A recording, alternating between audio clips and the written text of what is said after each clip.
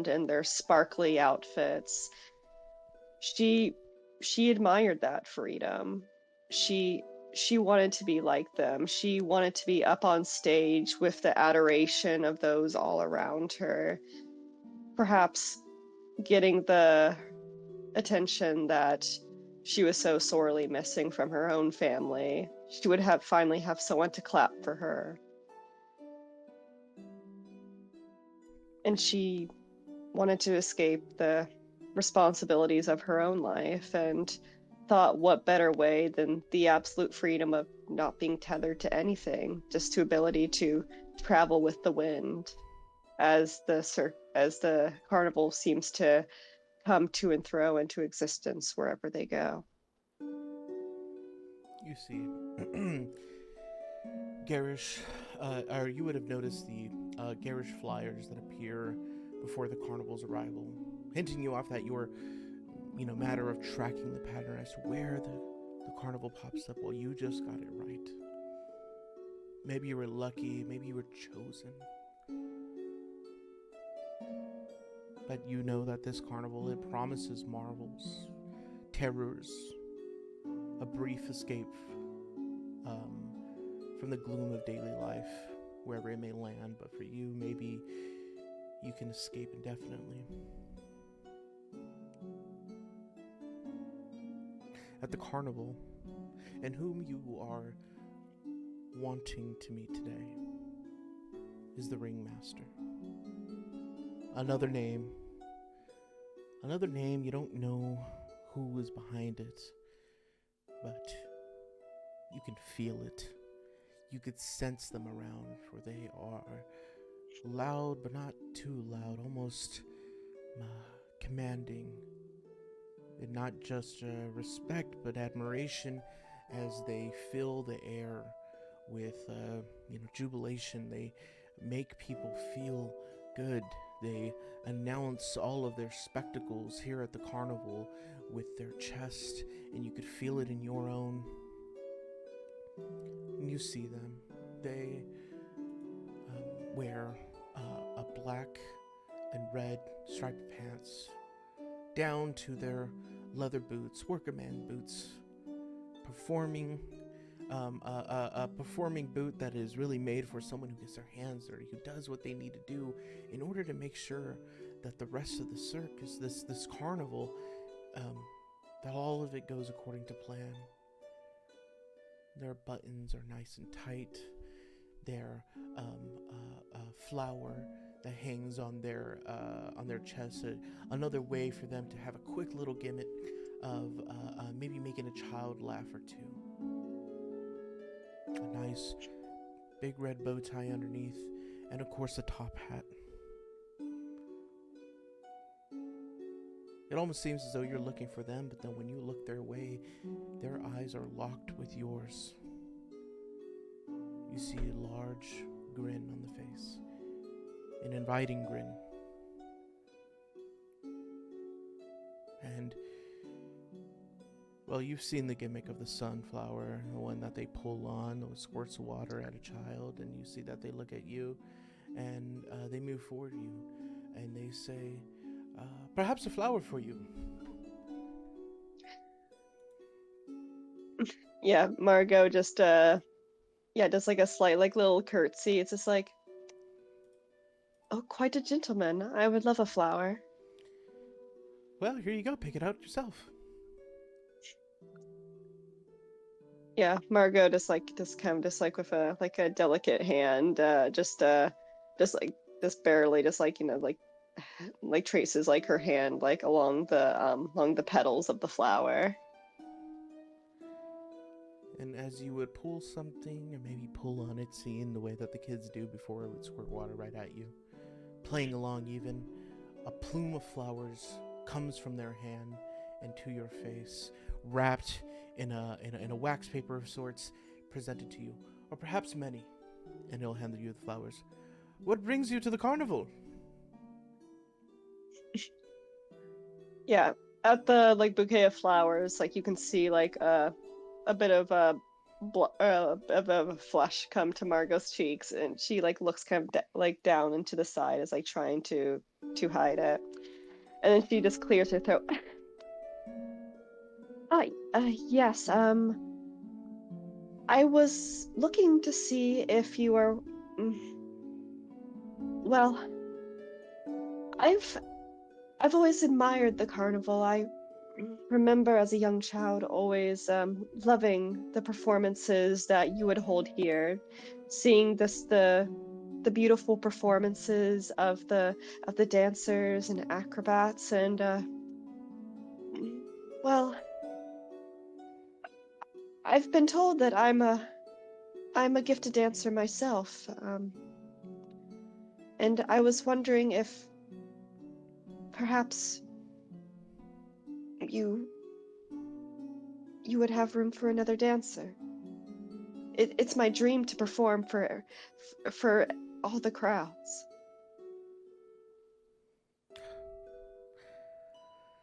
Well, as luck might have it, a dancer recently just left us, fell in love, ran away, and we wish them well. Um, and I wish so hard that maybe I snuck one in for myself, and I said, I hope we get someone as good as her. And here you are, and with flowers for me, nonetheless. And I'll grab the flowers. Thank you so much. Listen, usually we have a process, a quick interview, a quick showing of your abilities. And, well, let's just say I like hearing about your dream. And how about we just move you on up to the performance? Come and walk with me. I'll set you up, and I'll give you whatever lighting you need, and you perform. Can you tell me what kind of dance you do? Well, I've been trained in all of the classical forms, but I have done a bit of a more private experimentation with like some more more loose styles. I remember seeing some performers one time in the city square. Very beautiful, just fluid movements. With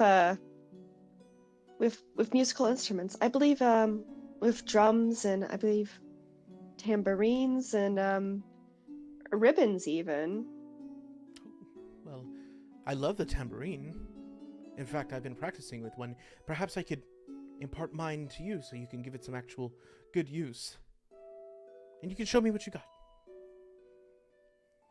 Oh, well, thank you. This is this is beyond generous. He says, it's the least I could do. He says, you know, I see a bright future for you here. You know, you're kind, you're nice, you're a dreamer, and I could see it. And he'll put his finger over, just close enough to your head, not touching you, and he'll say, and I could see it in there. And now let me see it here. And all of a sudden you'll find that you're in the circus tent. You're in an area that has like sort of a dance floor. And he says, you know, please show me. And let me ask you, the dance you give, what are the emotions, and what are some things you're trying to portray with your dance? Yeah, I think for Margot, it's like this is like the first time she's like danced at least publicly, because usually just like for when she dances in public, it's usually some sort of like very like courtly dance, like either just like a waltz or just like any other sort of like very like kind of like more like kind of like very smooth like refined movements like as you would at a ball or the like. But when you see like Margot, yeah, you're like dancing currently, you're dancing privately just for him, just to be clear. Okay, gotcha. Well, I get in what. case you got confused. Yeah. Well, I mean, it's just like Margot. Like, this is the first time she danced in front of another person with this style of dance. Okay. Yeah. So like this is like a style of dance like she would only like practice like in her room, like privately to herself. Yeah, so as she takes the stage, like with just like the tambourine in hand, um, like just the look on her face is just like that of just like pure beaming joy, just pure energy, just like leaping and twirling like across the stage. None of the smooth, refined, restrained elegance that she's used to performing out in public in front of her family. This is just pure joy. I think the closest to pure joy that she's felt in a very long time. And as you finish, he simply claps. He claps and he says,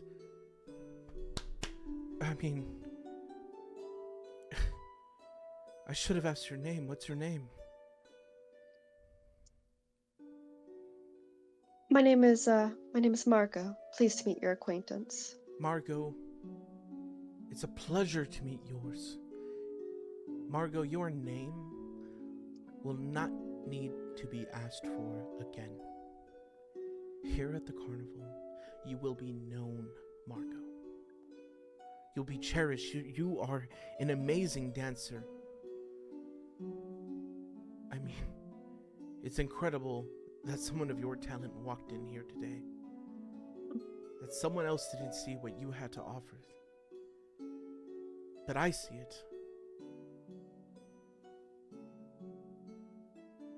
I see it, and I won't take it for granted.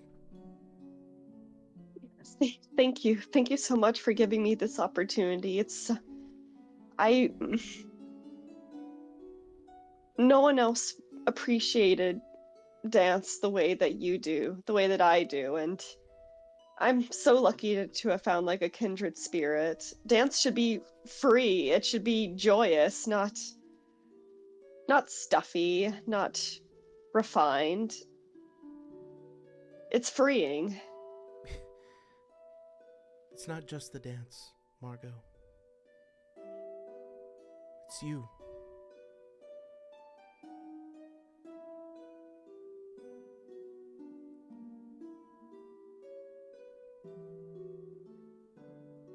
Margot just kind of like takes like a deep breath, this slightly out of breath from like just like finishing her dance, and just the sheer just like excitement out of like having one of like her dreams ever since she was a child is finally coming to fruition. Just someone who finally just like appreciates her for her talents, someone who claps for her, generally genuinely applauds like for her efforts.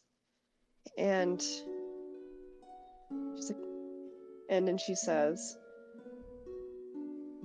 yes, free, finally free.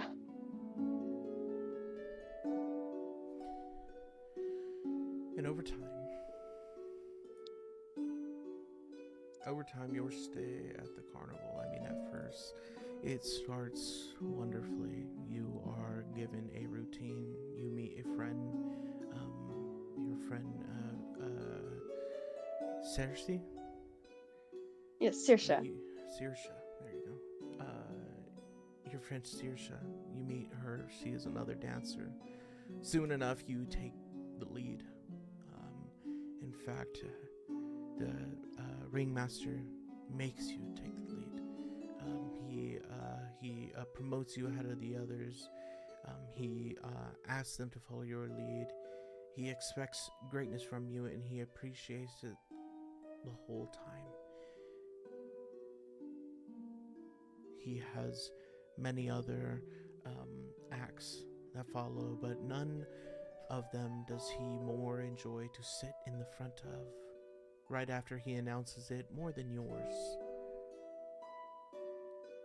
He sits there, and he would be the first to clap, and he'd be the last one to finish. And you'd see that big grin the whole time. But then, over time, with wars that go on throughout the land. Well, eventually, people less and less start to show up at the carnival. This joy that the carnival brings, well, it's just not enough for some people anymore. It's not enough. And sooner and sooner is the ringmaster not grinning. Over time, the ringmaster asks for more daring stunts. The grin, again, is lowered. He asks for new acts. He tries to find a knife thrower, but the knife thrower won't take up when he asks for a human, for a participant to stand in front of a board while they throw the knives. He asks for animals to do more interesting things that could get them hurt. He asks for the dancers to dance around obstacles that could hurt them. And each time he tells you that this is just what we need. Just what we need, Margot, and then we'll have more people come in. Once they see that you're, dancing around these, and you'll see, and looking at the floor, you'll see that there are little, like blades around, kind of stippled into the carpeting. So if you were to misstep at the wrong moment, for you not to make a jump or a leap at the right moment, well, you would stand and stab your foot directly in these. He says, well, of course you'd be able to jump over these, wouldn't you, Margot?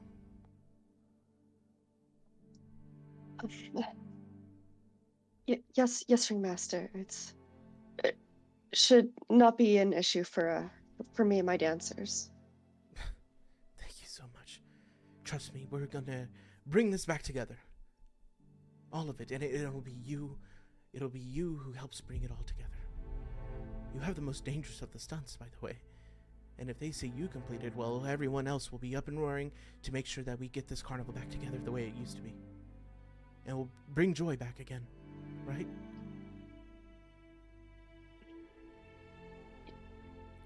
Yes, ringmaster. And he goes,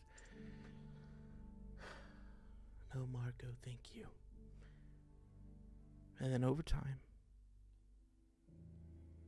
maybe a dancer missteps.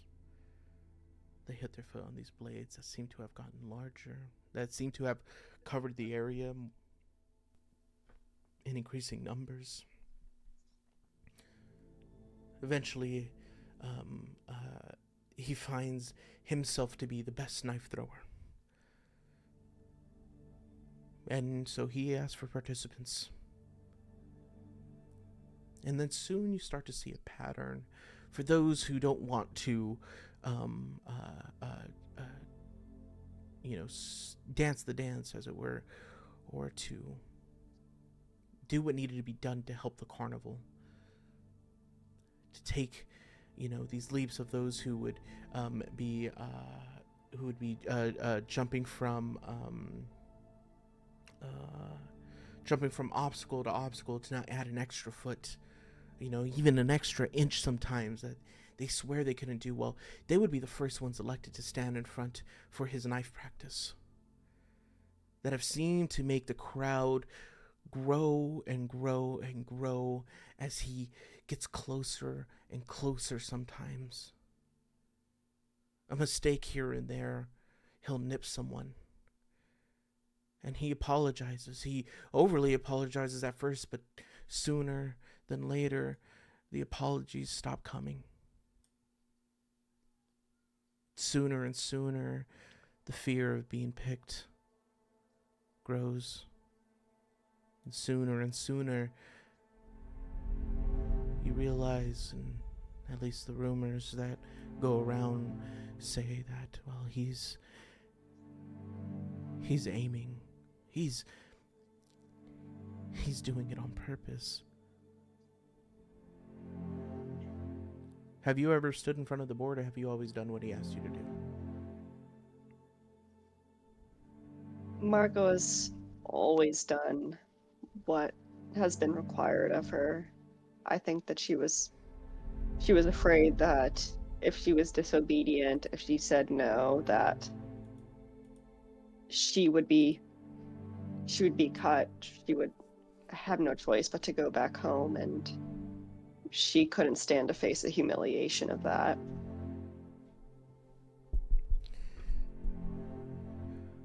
Over time, the carnival has made some money, though they've made some money for private acts of those who wish to stay after hours to see even more daring stunts. And with that comes a little bit more money for those traveling with the carnival. People who have found themselves as sort of the odds and ends here, Saoirse being one of them, can't leave. This is all she's ever known, and with the money that she has, I mean, yeah, maybe eventually she could afford to live somewhere else, but she's saving, and she's saving, and eventually the ringmaster, well, he asks for those who have been cut a little bit too many times by the blades for not doing what they need to do, that, well, they just sign a contract. And in this contract, you will be a part of the carnival for as long as you wish it to be, but in the underlying, it's almost forever. You would have to pay to leave at this point. And you'd make some good money, but that money that it asked from you, well, it would start you back at zero everywhere else. And you wouldn't be around your friends anymore. You wouldn't be around Saoirse. You wouldn't be around Charlotte, the Fire Eater. You wouldn't be around Alti, the Werehair, Amelia, the Vampire, Tyndall, the Barker. You wouldn't be around any of your friends that you've come to know, but you would also not be able to see that grin again. You would also not hear that clap again. Would you have signed that contract?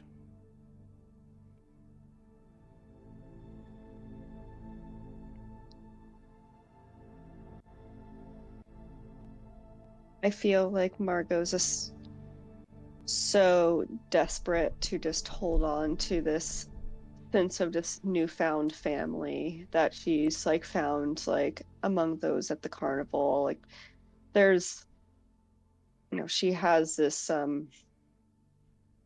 this sinking just like feeling, just like knowing that signing the contract. I mean, Margot was like never one for a lot of like forethought. I mean, she was always a bit more careless, always a little bit more carefree than her older siblings, always want to get off into trouble, more impulsive. And even though that there was this suspicion that this contract was more than the ringmaster was letting on, she was never one to read the fine print too closely. Well, will you sign it or not, Margot? Will you sign it or not? You know what's out there, Margot. They don't appreciate you in the city. Not the way I do.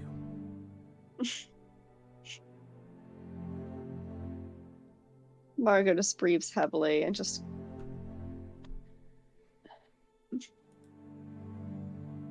Yes, I'll sign. Oh, Margot, that is great news. That is wonderful news. Joyful, even.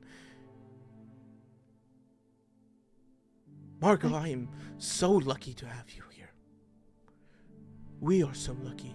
Your friends are so lucky to have you here, to stay here for as long as you'd like.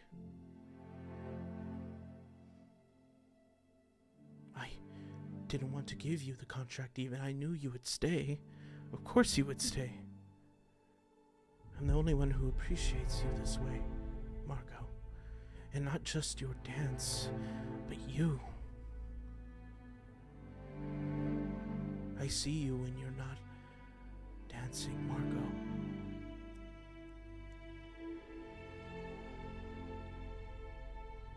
If I could clap then, I'd look like a madman.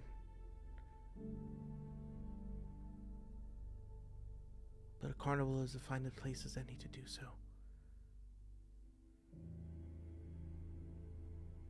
I'll see you for practice soon.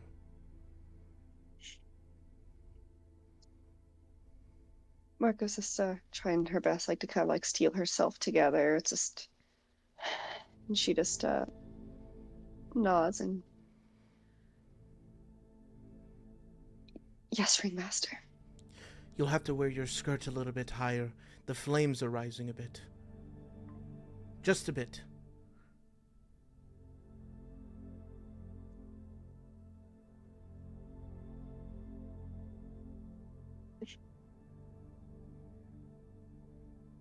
I will. Should I go to the tailor? Go to the tailor at once. Make sure Saoirse's ready. And you eventually go to the tailor. You see Saoirse is waiting outside. Not having stepped in, you see that her dress is not hemmed the way maybe it should be for the flames that have increasingly grown and grown over time, each almost being the last every time he says, well, this one won't be the last still. But you see that Saoirse just bites her fingernails, kind of paces. The pattern you've known has been going on for a while, even before the contract.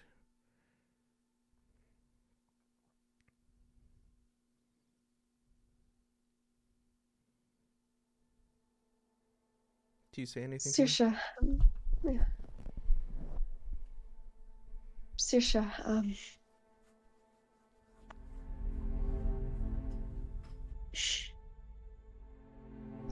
No. it's,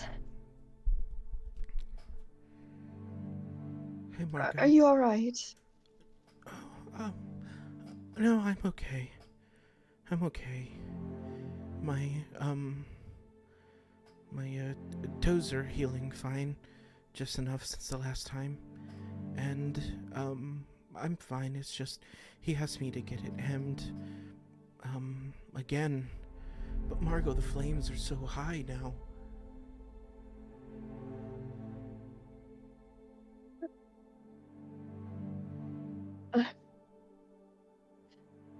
I know, but he requested for mine to get hemmed as well, and it's. Well, did you tell him? Did you tell them that it hurts us still?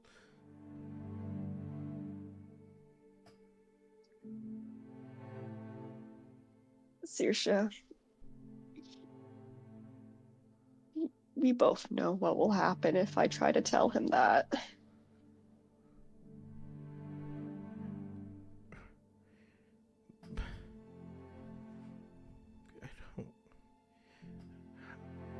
How much longer are we gonna have to do this?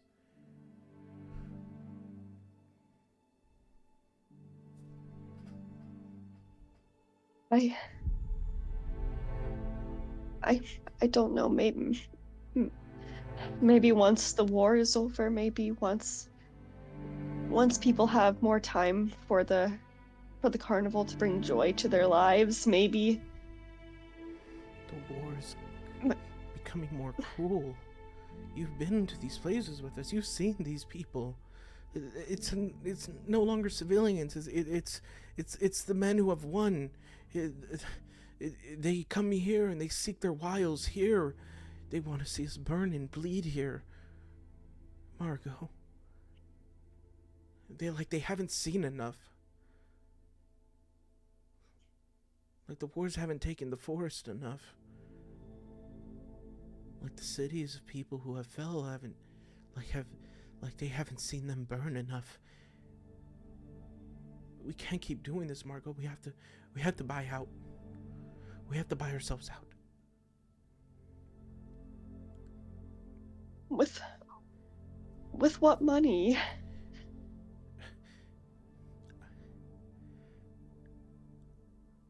I found something. And she'll come up and whisper to you, Margot, I found something. Yes, what is it? She goes, well, I found some money. Some money that I think some of these drunken soldiers left behind in a crate. And we can fetch some good coin for it, just enough to cover the cost, but it won't pay for both of us. It'll only pay for one.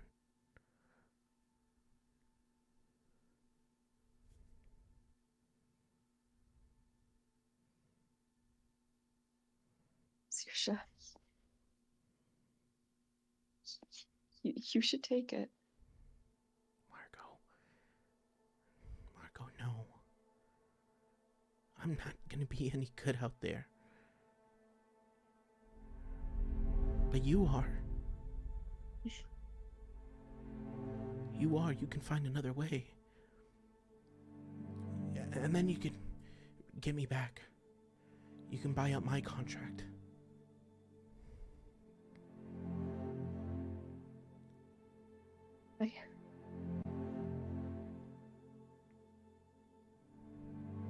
What are you scared of?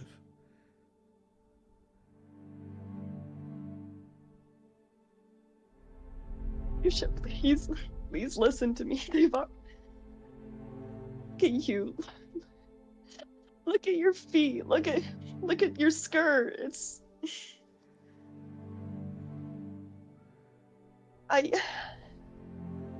You don't deserve this. You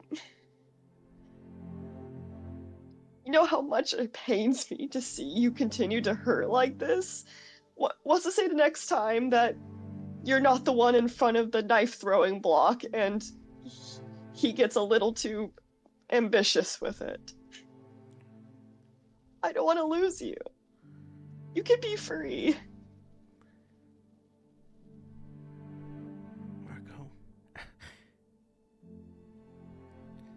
Margot, I'm no good out there. I'm just a dancer. And you're so much more than that. There's something in you. Like you've been chosen. I see it in the way that you dance even.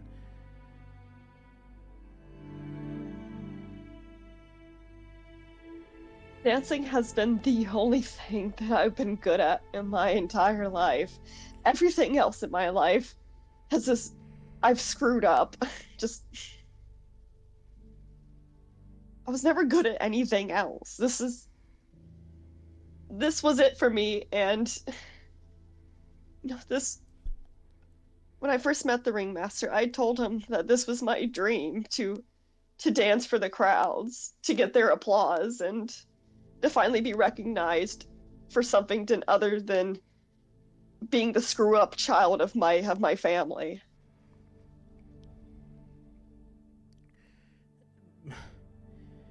It's not the only thing you have, Margot. There's much more to it. I can see it.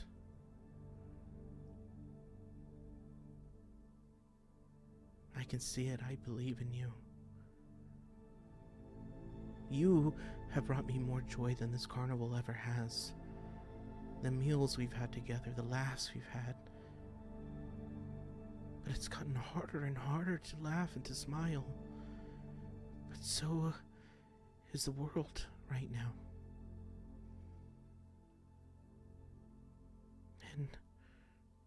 And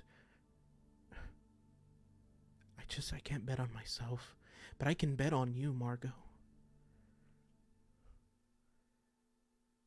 And I want to. And if you were a good friend at all, you would take this, and you would run, and you would find some way to get me back. 'Cause I can't do it. But you can, Margot.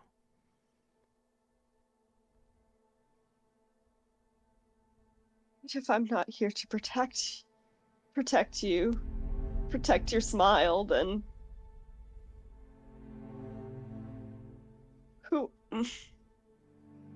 who else? She goes, I'll just wait for you to be in the crowd one of these days. I'll wait till I hear you clap. I'll keep performing. And I'll just keep going and going.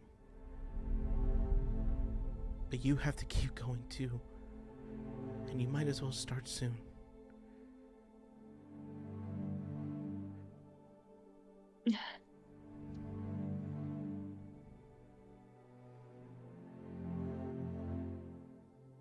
I'm so sure. Margot. And she'll hug you.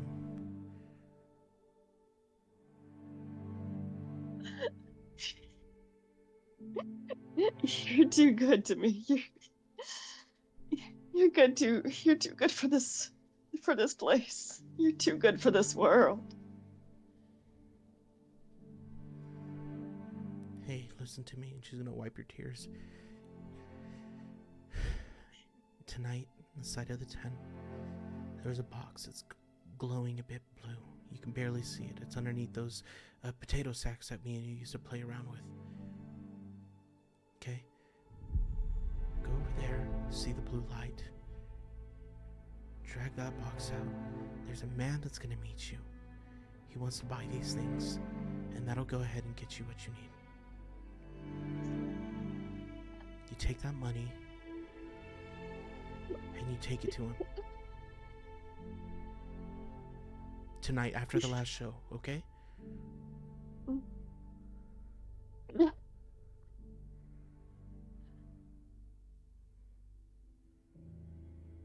Okay, but Saoirse, I'm gonna come back for you. I promise. I know. Now let's go get hemmed really quick. Okay, stop crying.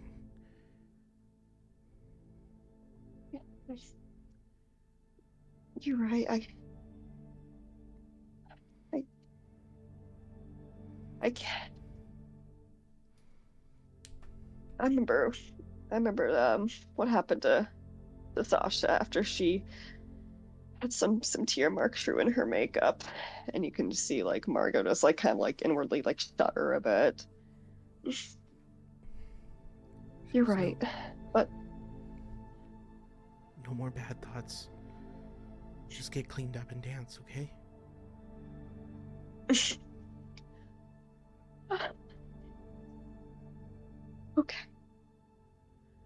Okay, let's give him a hell of a show. And so you get hemmed. So does she. She meets you later. Your dance shows up. You'll dance around these flames, and they still burn at your legs. The way the flame flickers, it just touches you. It's almost only when it touches you, it's almost only when it hurts, does that grin show up in your peripheral. Hell, sometimes you even hear the clap. It's only when you dance a little bit too close to the jagged edges that you hear that clap, that you see that grin. It's only then. And then the grins, they're all over the carnival. They want to see people push to their limits. They want to see the performers drawing blood, hurting, and forcing themselves through it. And still among them, clapping first, and clapping last, is the ringmaster. And during cleanup, right at the time that you need to go to the side of the tent, off the distance where, they keep these sort of rotting, like, bags of food, that well, that the ringmaster seems to let go to waste. So you see, if the performers don't perform well, they don't get fed that night. And so some food goes to waste, but he wants you all to smell it. So he leaves it just nearby. And here nearby you see this crate. And you see the man, and he wants to purchase these things from you. And you open the crate, and you see these blue, large, crystalline sort of orbs. And he'll say, "Are these all the batteries you have?" Yes, this is everything. Okay, well, let's see. 1, 2, 3, 4, 2, 3. Cool. As mentioned, here you are. And he'll hand you a big old bag of coins and gold, and he'll say, "We never met, yeah?" Never. And so he'll take the batteries, load them up, and leave, and you have the gold, and you have a one-way walk to the ringmaster's personal tent.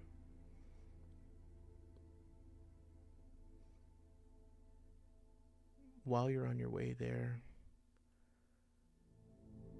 what is your dream now?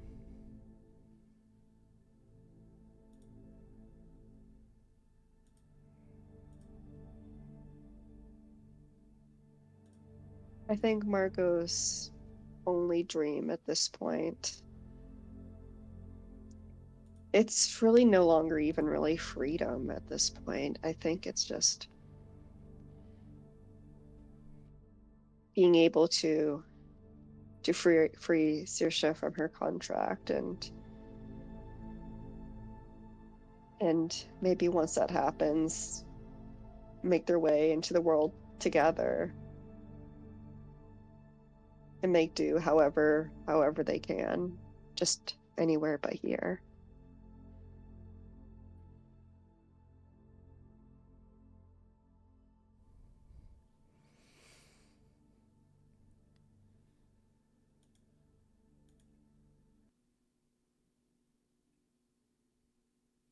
You make it to the tent.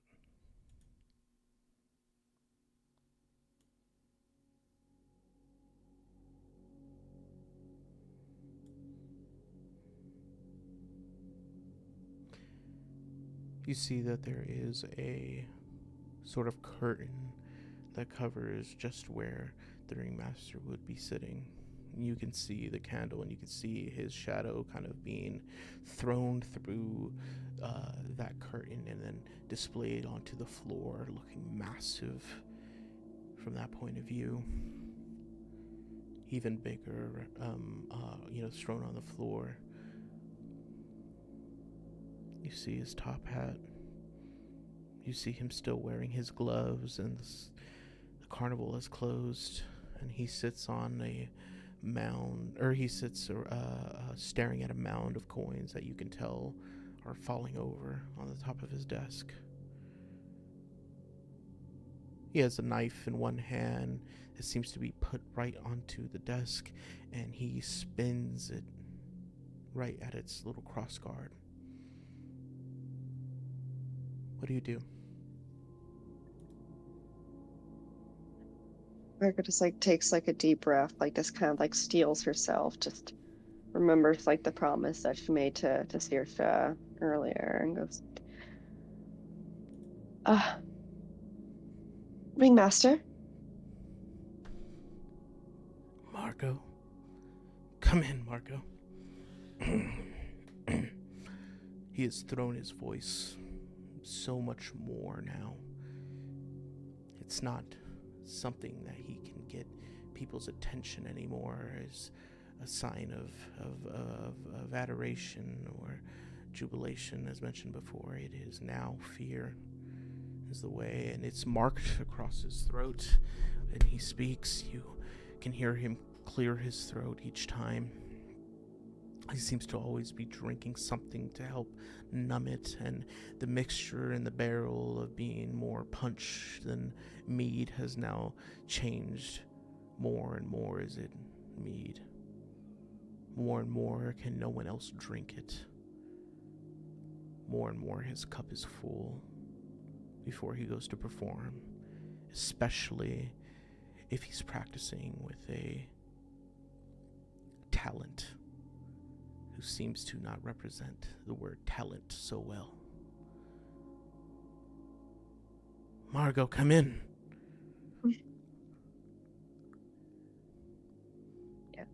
Yeah, Margot just heads a bit closer, towards the ringmaster's desk.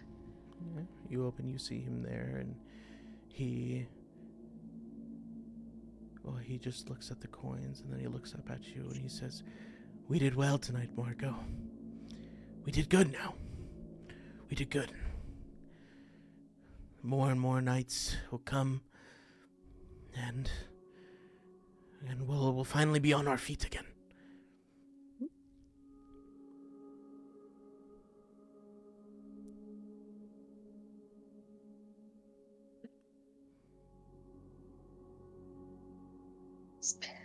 Speaking of that, Margot just kind of like gingerly just like holds up like the sack of gold and just holds it at arm's length, like away from like her body, and just like drops it onto his desk in front of them. Oh, what is this? A tip of sorts? The men liked you that much, huh? Perhaps because you know not to wince when the flame touches you. It's... What is it, Margot? It's for my contract.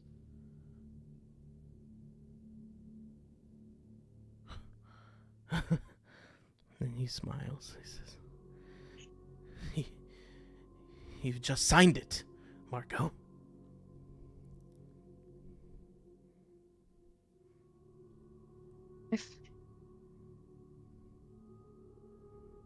I've gathered I've saved enough gold and... No, you haven't. No, you haven't, because I know what I pay you.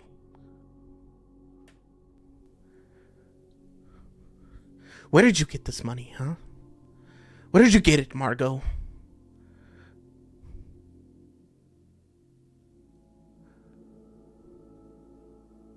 Answer me.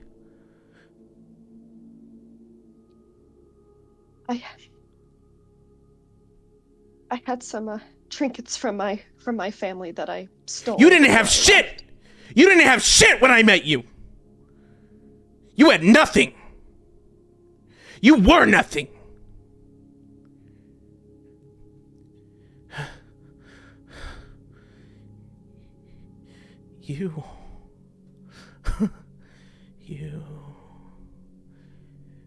You think I need you?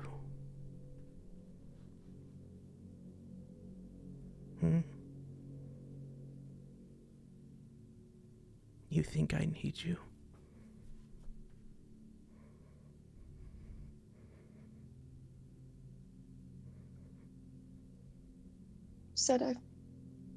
You said I had a real gift, that my dancing was special.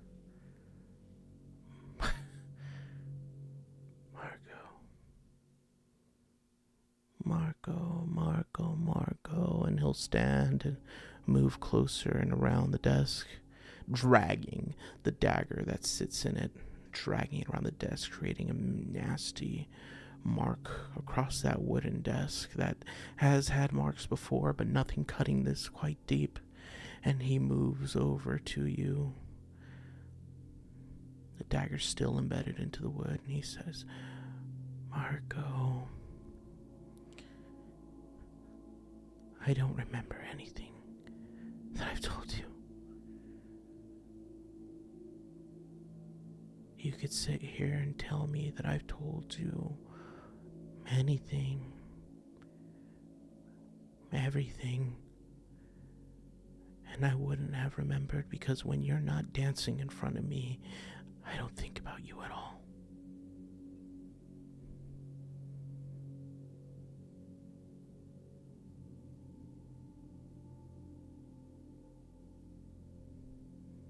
Well, if I'm such a nobody, a nothing, then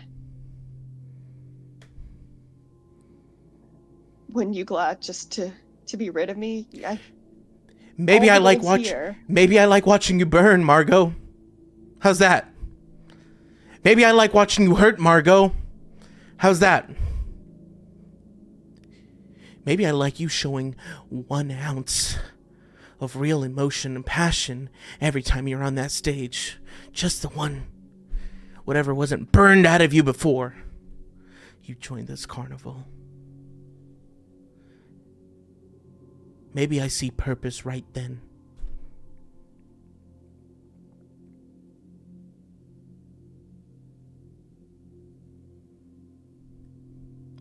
And so you want to buy your way out. Okay. Okay, yeah. Okay, and see how much crueler the world is out there for you. Is that it? You want to go see what they have for you? There's nothing, it's rubble. There's nothing. How do you think your families fared during the wars? What do you think of them? How do you not think of them at all? No. You're not thinking about your family. You sure aren't thinking about your real family. Maybe, and he's looking at your eyes. Maybe your friend Saoirse. Maybe her. Oh. You worried about her? Please don't bring her into this. She's I'm not. young. I'm not. But Marco, I'm not. This has nothing to do with me.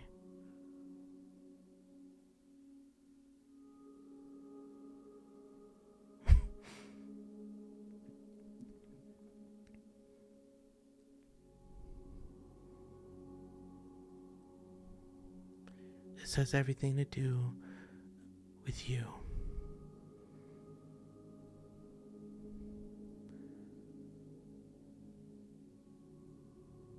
Congratulations, Margot. You've bought your way out.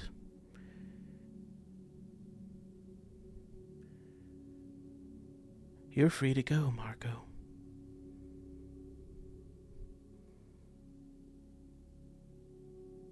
You are.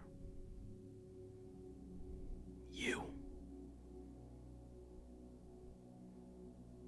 Get out of here. Get out of here and never try to find this carnival again. And Margot just like tears are streaming down her face, like just turns tail and just runs out of the tent and just continues to run.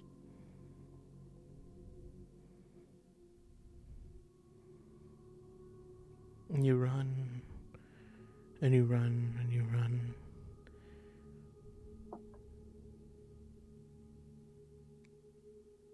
And eventually, you run off into the mist.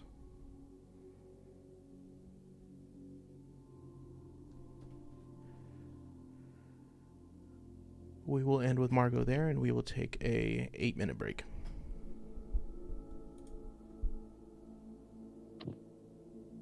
Yo, fuck that guy for real though. God damn. Yeah. Awful. We gotta kill that guy. And we gotta pay out Margot's girlfriend.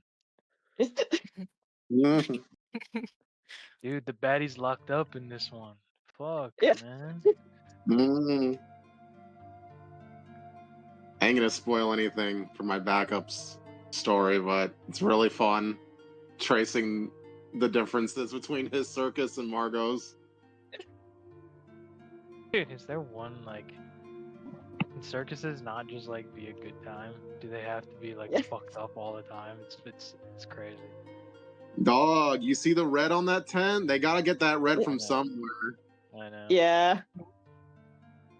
Fuck blood money. That's just circus money. It's worse. I mean, even in real life, circuses, circi, and carnivals, carni, are not known to be, behind the scenes, the best of places. Or at least before there was a lot of, regulations.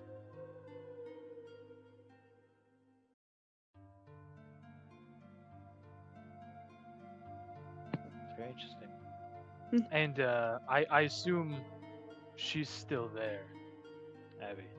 I assume she's not gotten her out quite yet. Yeah, unfortunately not. I mean, Well, if you you know think she's everywhere in the circus. Her tears on the circus peanuts to make them salty. Yeah. Yeah. Fuck. Well, as the group heads back for Prohenia after defeating Strahd, we can make a quick beeliner over to old Carnival. I think that sounds He's on like necessary. fire too. He can talk about fire all day to the ringmaster while he burns them. Yeah. Oh, you like fire, Ringmaster? That's interesting. Just getting up close and personal view. You like fire? I like gas. We'll stop by the carnival. We'll stop by Aaronvale and make them stop being weird towards women. We'll find Margot's girlfriend. We'll find Irne's girlfriend. We'll find Anariel's girlfriend. We'll find You get a Tigran a girlfriend. girlfriend Get a along the girlfriend. way. Yeah. We'll find Yana. We'll go get Zayn. Yeah. Anyway, we're gonna do everything. Everybody gets We're a gonna- baddie. We're gonna do everything. We're gonna find all the baddies. It is going to be Baddie City. It's fatty blood. We're gonna be on the broad bus going back to Bohemia. Zayn is gonna be crip walking through the gates. You guys are not gonna believe the stories I have for you. Mm.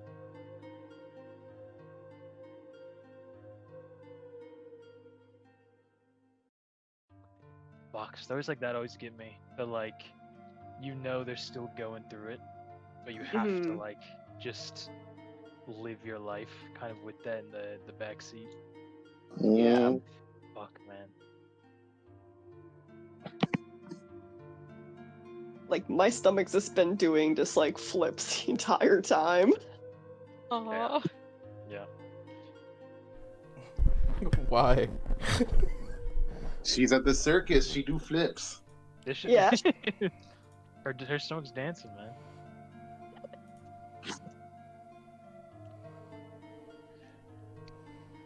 Yeah, I mean it was like some tense scenes. It's just like He said why? yeah.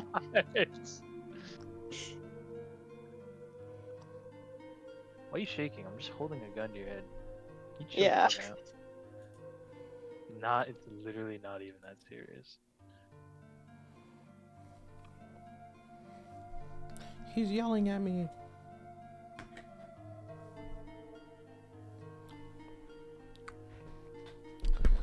We can't yell no more. We can't yell no more. Damn. Notice how in all three backstories so far, it's the only one where Fabian took the opportunity to yell at the player in question. interesting. Curious. Very, very curious indeed. Can't raise my voice at these girls no more. This generation's going soft. Too fucking woke. D&D has become too woke. Inquiring minds want to know.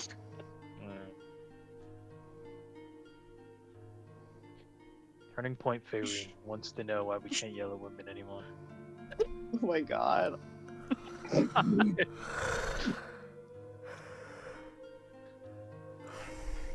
Turning Point Faerun.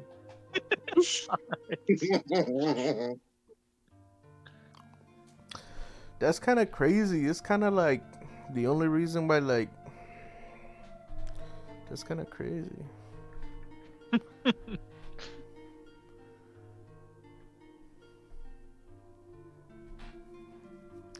I guess you letting them mine the bombs wasn't so bad after all, huh, Nario? No, no, no. It comes around full circle, you know? Yeah, what's up with that? What's up with that? Huh? Tigran would have fucked with that though, low key. Past Tigran, bombs? maybe. No, not the bombs. The fucking cleansing and the rebirth of a new healthy ecosystem. True. True. Forest fires are actually good for the environment sometimes. Very true.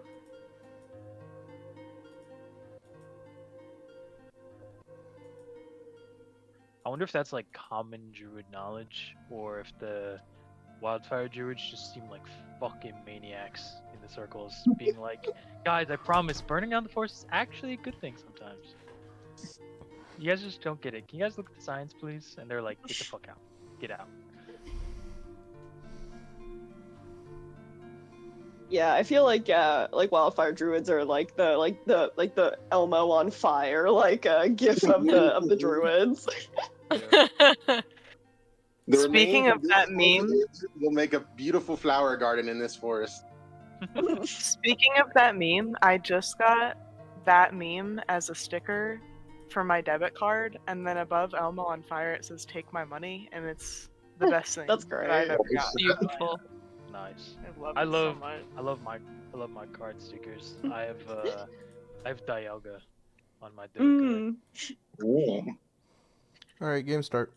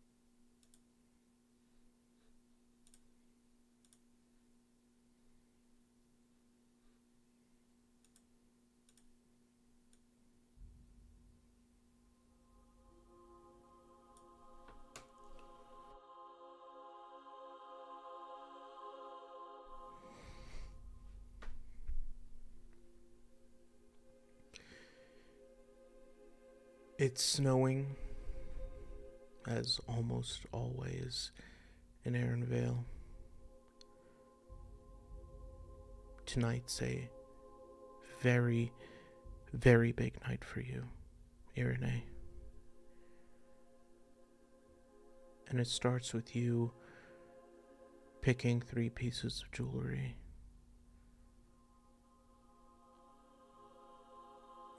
You standing in front of your dresser, getting ready. What do you pull out first?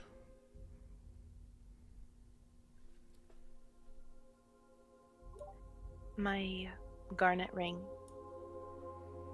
given to me by my brother and my mother before him.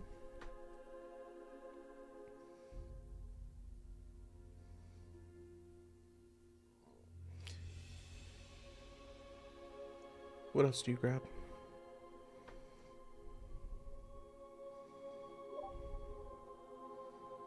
I affix my earrings into my pointed ears. They were also from my mother. Sapphire and garnet, teardrop-shaped stones that dangle elegantly.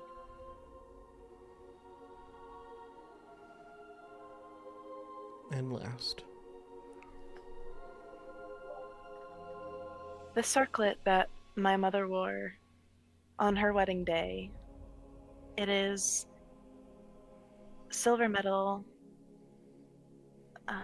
these vines, these vine-like tendrils framing out a single stone in the center, a glimmering opal, and that would be affixed on top of her head, stone in the center of her forehead.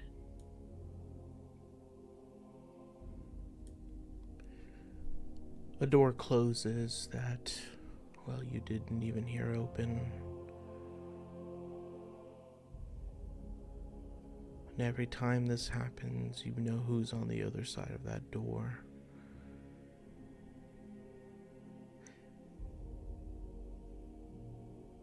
No, that won't do. I don't like the way those look on you. And he'll walk towards you and into the light, and you'll see Laris again. What kind of feelings? What does he invoke in you every time you see him? Fear, tension, and anger. Just this boiling, uncontrollable rage. But above all else, it is the fear that screams the loudest.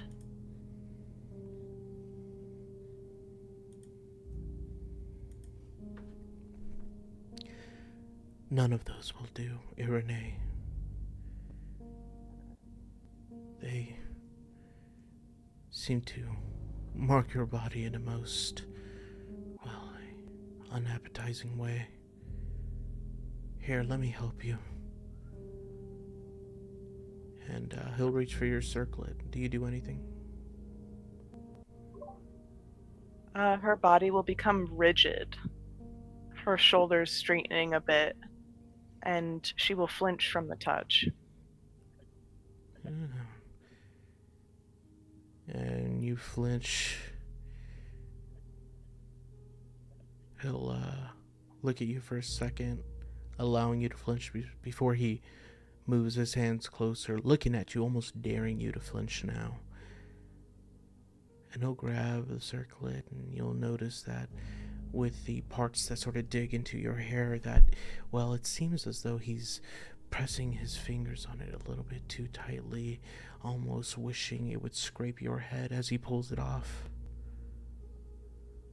And he pulls off the circlet, again daring you to flinch. And then he'll simply toss it on the floor. Do you react to that? Oh yes, she'll gasp and she'll reach for it. Yeah. Are you reaching for it with the hand that has the garnet? Yes.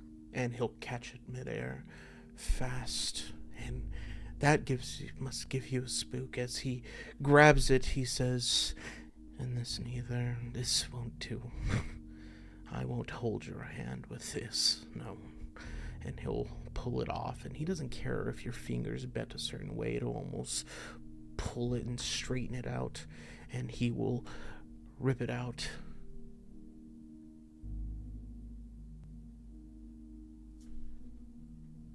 And then, are you still reaching for it?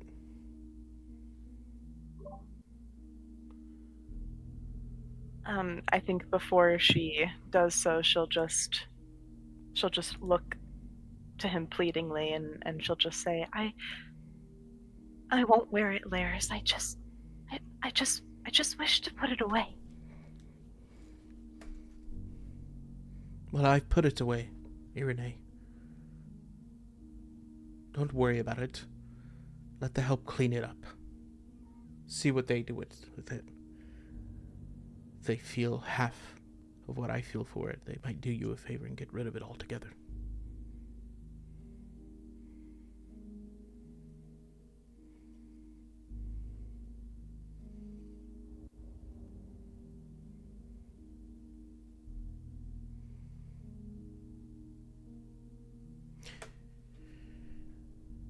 And of these earrings you wear, who gave you those?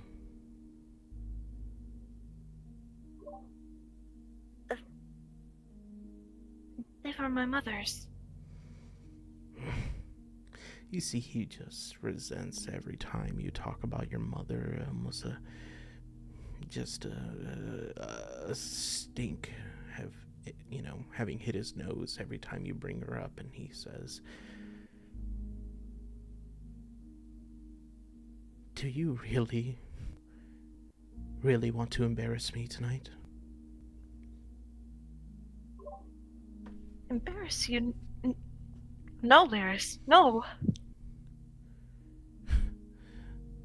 This ball is one of the most important meetings of the night for all of us here in Aaronvale.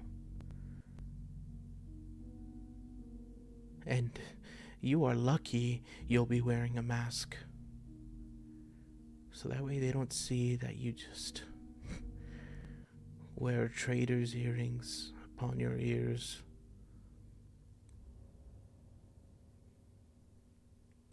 And for them to then see you and think of me, think that I would ever entertain it. But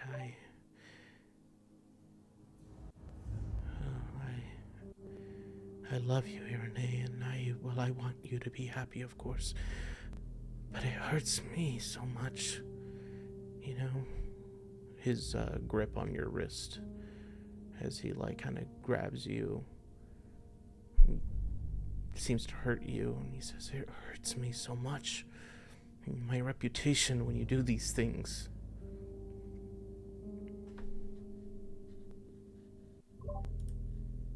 I think she'll get mad, and she'll kind of her lips will tighten, and as he has his grip on her wrists, she'll sort of almost pull back a little bit, and she'll say, Well, it hurts me that my poor mother and brother won't be there tonight. This is the only way that I could have them there with me.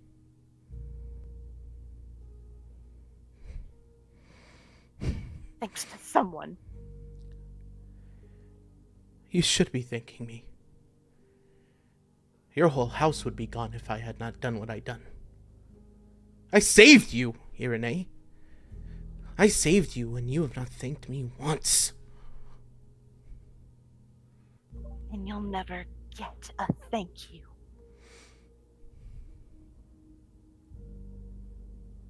He'll smile and walk towards you a little bit more gingerly than before, and he'll lower his voice so as to not be heard on the outside. He didn't mind when anybody could hear him sort of yelling in the room, but he wants to say this much more quietly, and each time you think, or each time you know what he is exactly going to be speaking about. Well, what happens if I had proof that your father, well, that he was in on it too? Your sonless widower father. What happens if he knew all along? What happens if they investigate and, well, his right-hand man swears by it? What happens then? He didn't know. Oh, The truth speaks for itself. Irene, the truth is whatever I desire it to be. Do you want to wear your mother's earrings tonight? Or do you want to pick of what you're going to wear from your father's closet the next ball? Just so he could be with you. And he's going to put out his hand, expecting the earrings to fall into them.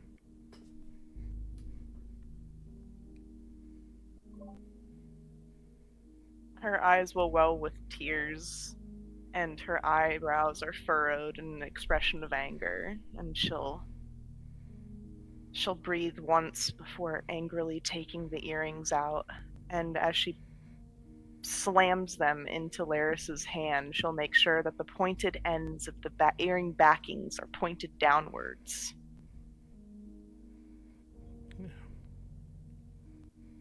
Yeah, he'll smile as they dig into him. And just say, pain is beauty after all. And he'll squeeze his hand tighter, and his blood will run from his sort of white knuckled hand, and he'll bleed on your white carpeted floors, and he'll just keep looking at you. And soon he'll drop them on the counter, and he'll say, more for the cleaners. And he'll say,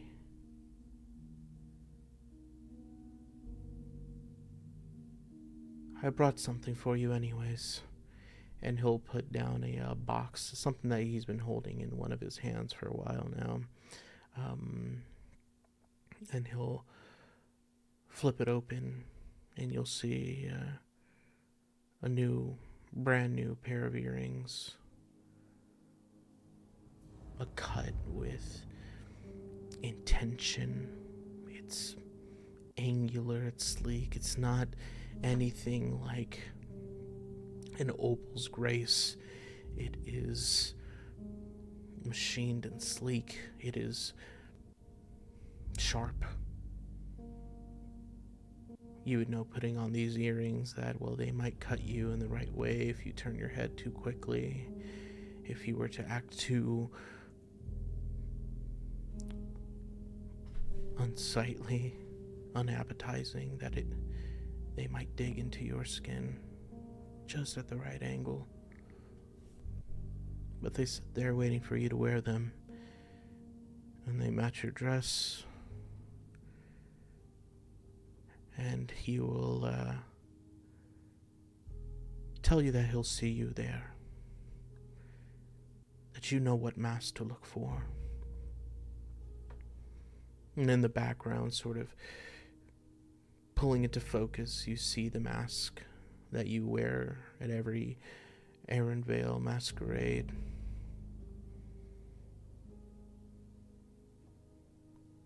Yeah, what does that mask look like?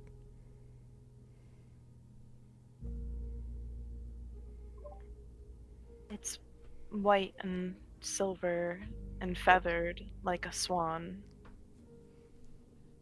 It covers the area around her eyes and goes down, covering the tip of her nose, so only her lips are visible.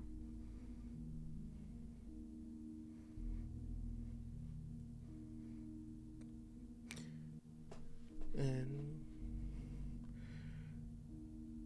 you've been at these before. You've been dreading this night for a while. You have a friend, someone new, someone who shared these thoughts of dread with you. Your feelings, your emotions. What would you say to Helena in her tower, where you guys are truly alone in these spare moments? About how you feel about Laris, about how you feel about the ball, how you feel about just it all. What would you say to her?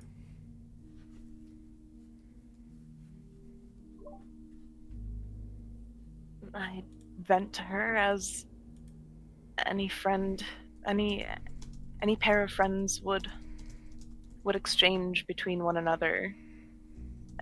Except it's not so simple and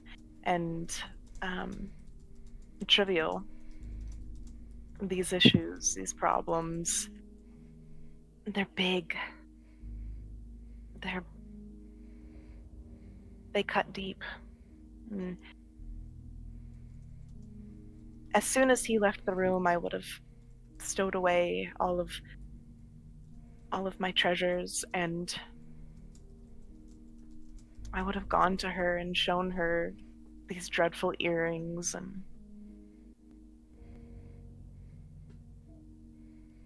and cried, dabbing my eyes so as to not smudge my makeup, careful so as to not look out of place, unsightly, unappetizing, his favorite words. And I would have told her I just can't take it anymore. I can't do this. It's killing me. Each day here is killing me.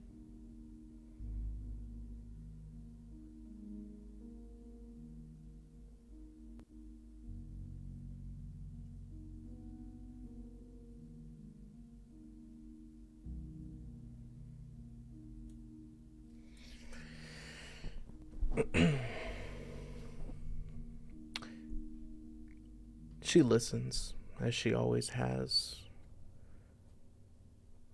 She offers a hand when needed. She offers ears when you don't want to be around someone so close. And she tells you that tonight's the last ball you'll ever have to attend.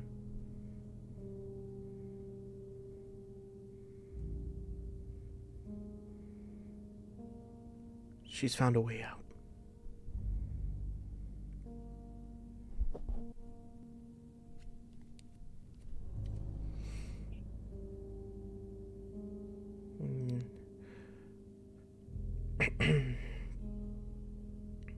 She says, Irene, you don't have to live here anymore like this. You and I, both of us, we can leave here. How? How is that possible? You maybe, but they would never let me leave. He would never allow it. No, they would not let you leave. But tonight you won't be you. There will be several of yous, and you will slip out with another mask. Everyone knows the one you wear. Everyone knows what to expect. Even Laris.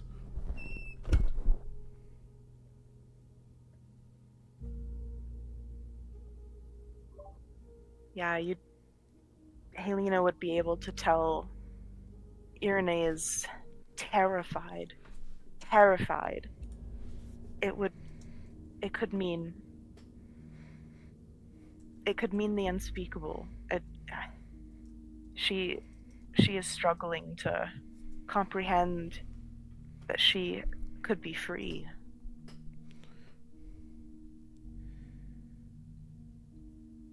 She says,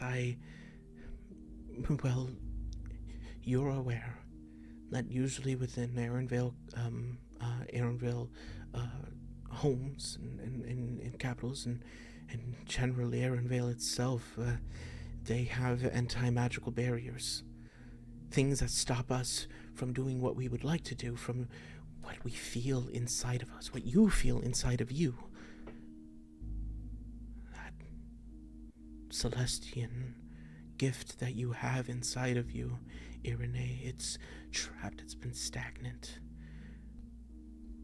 But I found the markings. I know where to cut them out. And I can make that ballroom, for a time, susceptible to my magic. And it's not even my magic, it's my teacher's. It's something I've learned. It's something in here, and she'll reveal to you a scroll. And this scroll is a intricate work of magic. It is a spell book imbued with different spells that all are timed at the same time.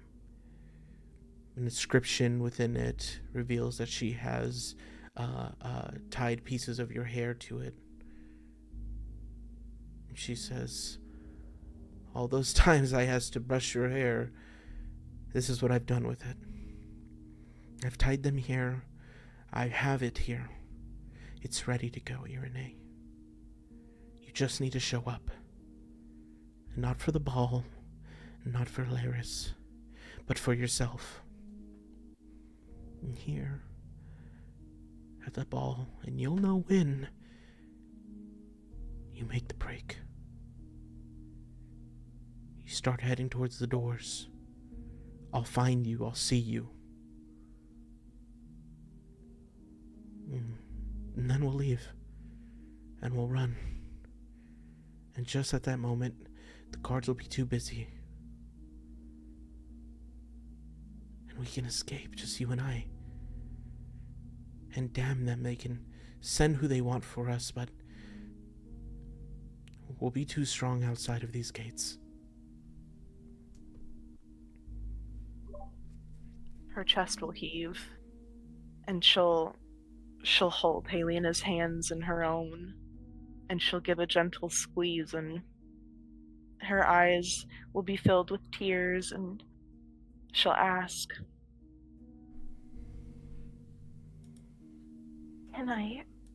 Can I really leave? Is there a life for me outside of these walls? I know you don't believe. I know you're scared. But Irene, beyond these walls, there's so much more. There's many lives. There are many lives for you to live.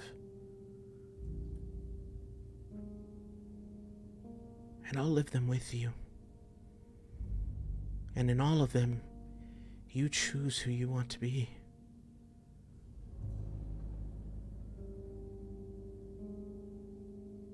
Do you believe me?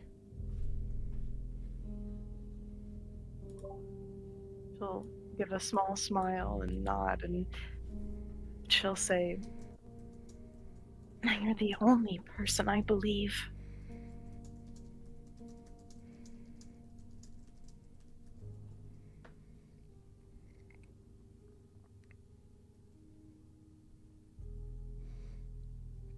Okay.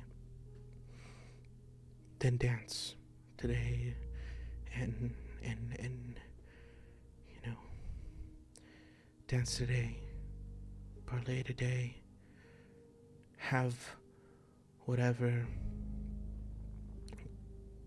rudimentary conversations you need to have today. Make him happy, make him think that he's got you. Okay? Yeah, she'll grimace at that. I know, but you have to, Irene. You have to. We have to catch all of them off guard. They must all drop it. And in that moment, that's the last time you'll ever have to live that life. I promise you.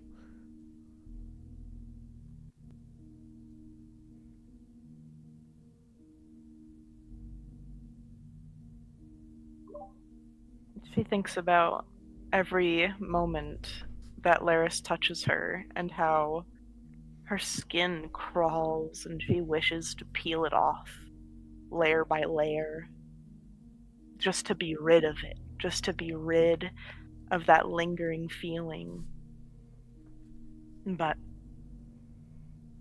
if it means that she must suffer through those touches for a few mere hours in order to be free of that feeling forever, she'll do it.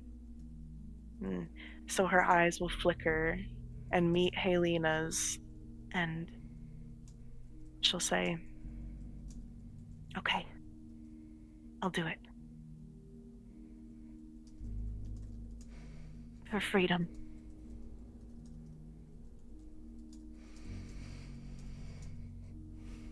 And she'll smile.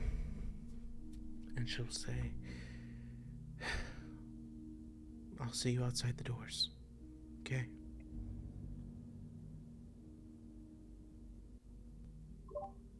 Yeah, she'll she'll give her a tight squeeze and whisper, "Thank you," in her ear before parting ways. And so you part your ways. You wear the dress. You wear the mask. And soon you make it to the ball.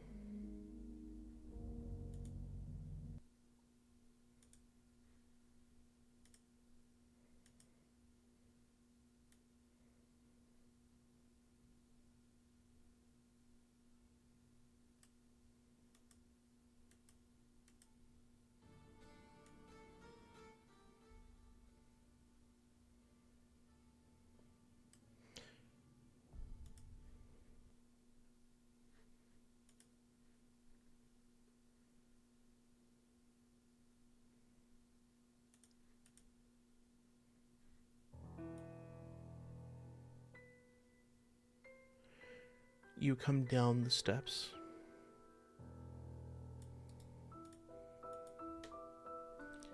You see many others already are waltzing, dancing.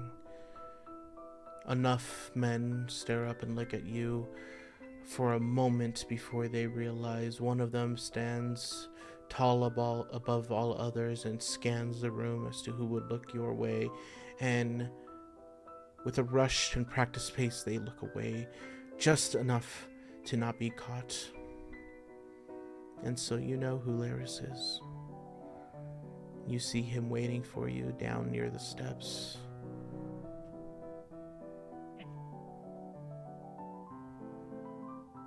As you make your way towards him, what is your demeanor? Shoulders back and poised, my hands folded across my lap area neatly, chin high, stoic, graceful, elegant, just like the swan.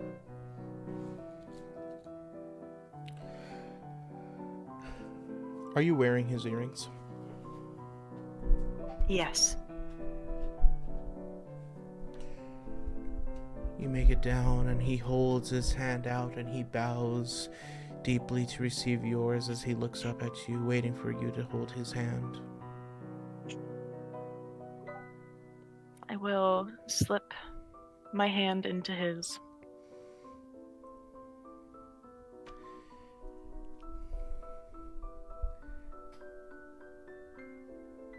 And he will smile a big smile. And he says, "How appetizing you've made yourself." He'll just whisper that to you. Yeah, she will suppress the cringe. And he'll take her to the dance floor. And they'll begin to dance for a moment.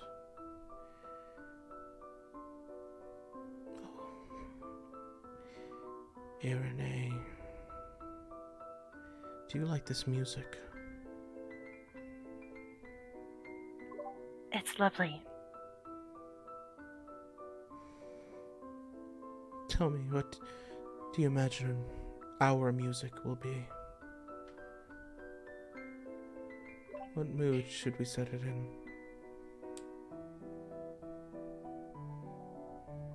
I imagine our music would sound however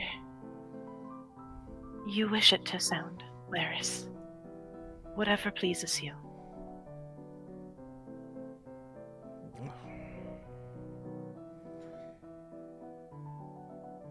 I fill my heart with joy, Irene. It's like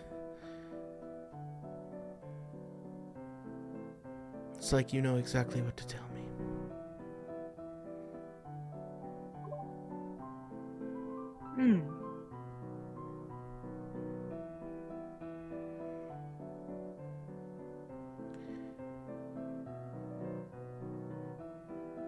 And you are an incredible dancer as always.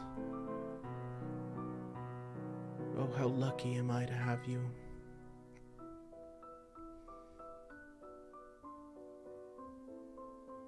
Tell me, do any of your, well, dance instructors, do they still breathe today?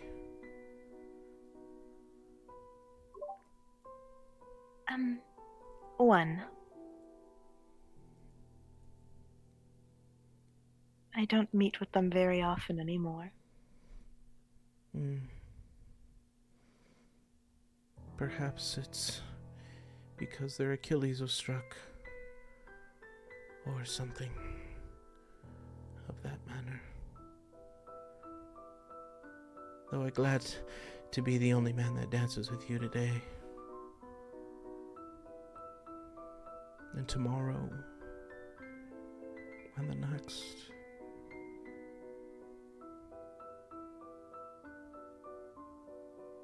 Does that fill your heart with joy as much as it does mine?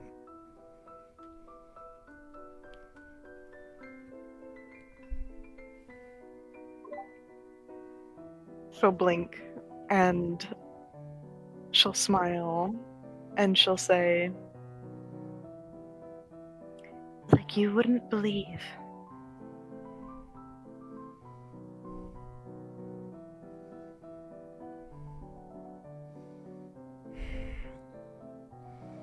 So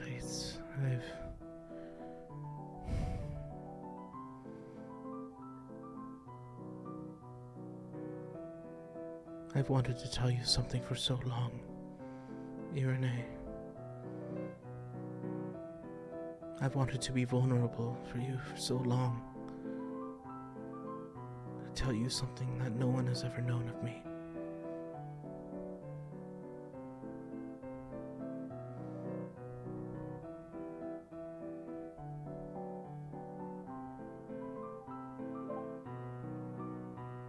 yeah, she'll lean in intently. He's caught her interest. This is unlike him. And she'll listen closely. What is it?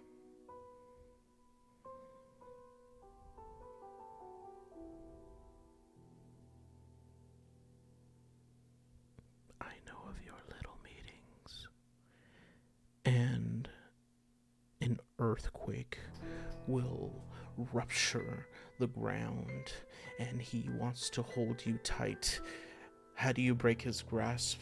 As you know, now is the time.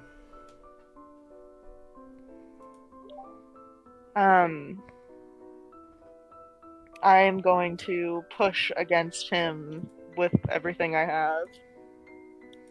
And you push against him, and he missteps because of a piece of the flooring that seems to like rise up unnaturally and push him aside. And then you see that everyone around you seems to magically transmogrify into the same sort of dancer, the same exact person wearing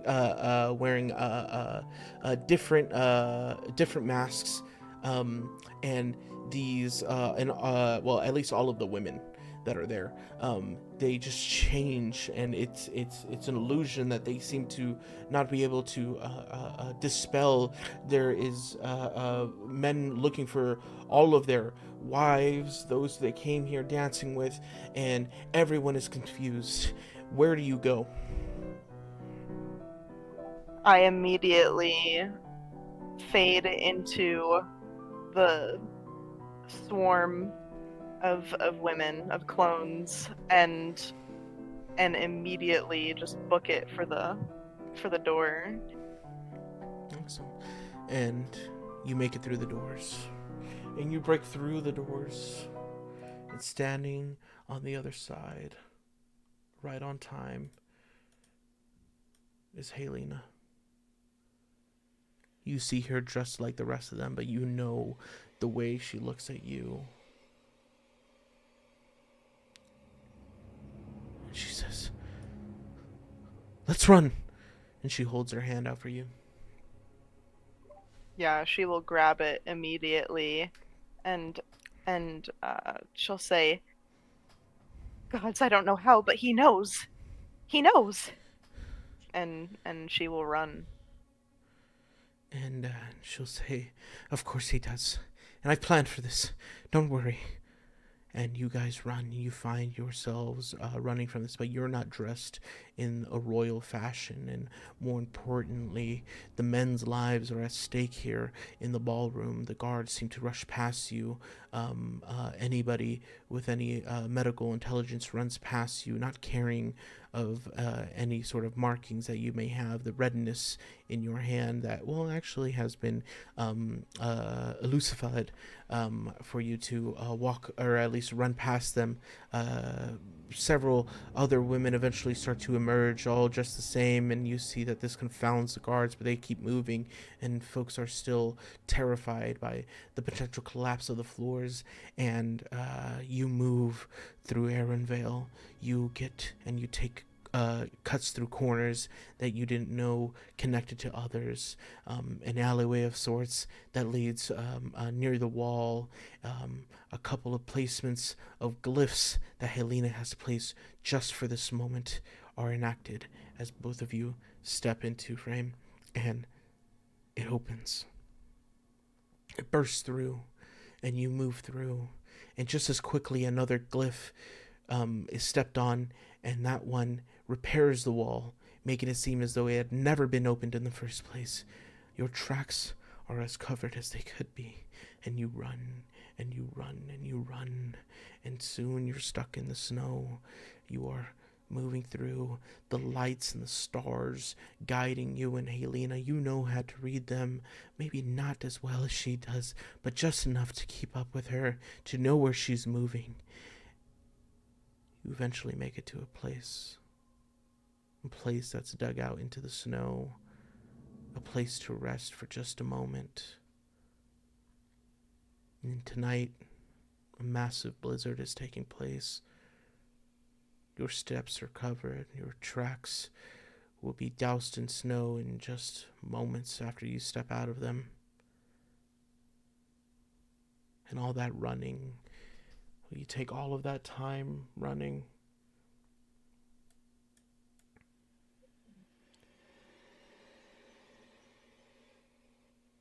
You take all of that time running and you finally make it out with her.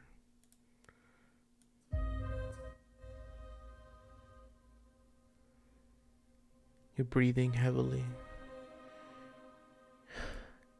And Helena says, "Quick, get inside. We can find some worth here."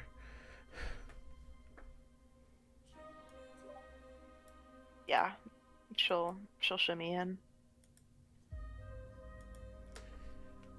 You guys catch your breath. Just enough of one. There are plans to be said, but now, right now, it seems frantic. And when she looks at you, she says, "I can't believe we've done it."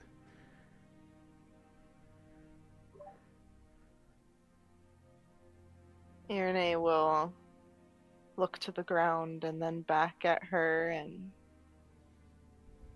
she'll give a laugh and a teethy smile. Are we free? Yeah. And she'll breathe deeply. She'll breathe in the air.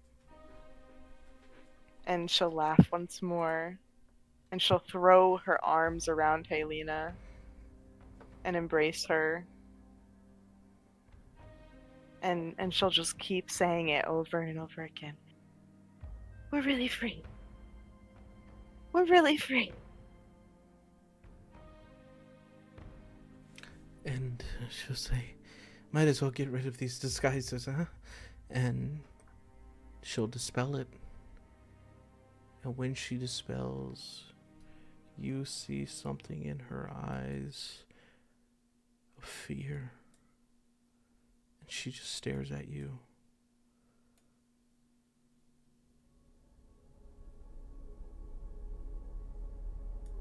What is it?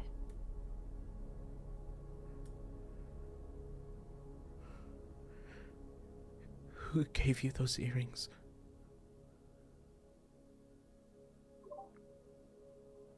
You know who.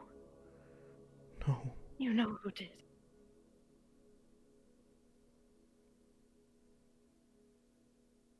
No. And then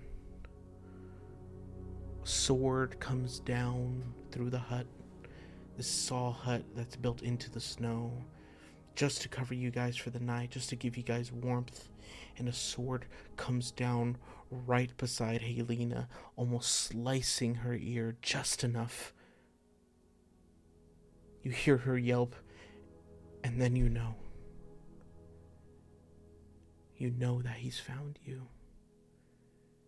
You know that he had done something to those earrings to keep you there. To track you.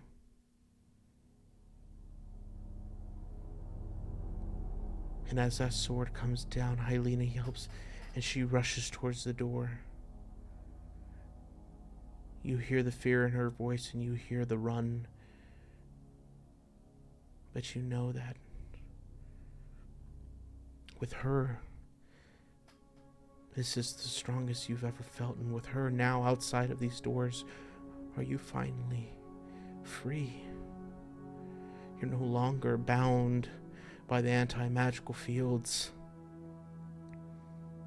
Here more than ever, you can do something. And as she rushes out, do you follow her?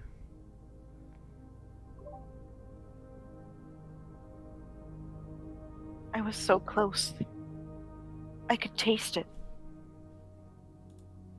Smell it. See it. The freedom. Just for a moment. A brief moment. And I didn't know it was all I ever needed.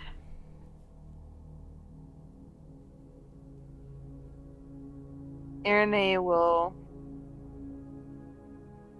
rise to her feet and she'll look back at Helena and she'll reach out her hand and she'll say, "Fight with me, sister. We can do this."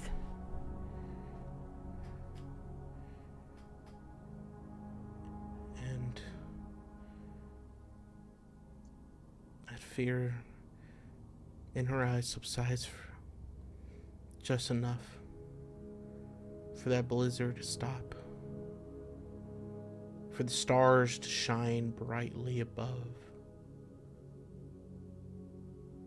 and down. Solaris stands on that mound as you both step out and you fight.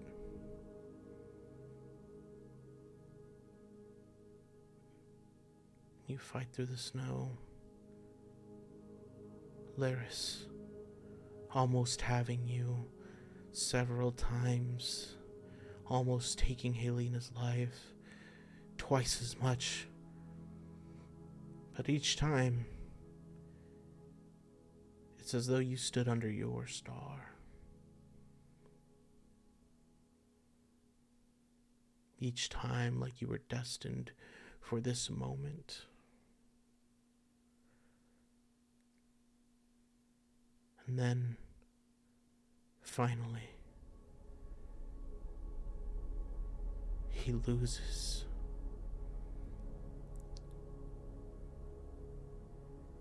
He falls, exhausted, and full of armor, bleeding even before he got to you, as the tolls of what had happened through Helena's actions are unknown.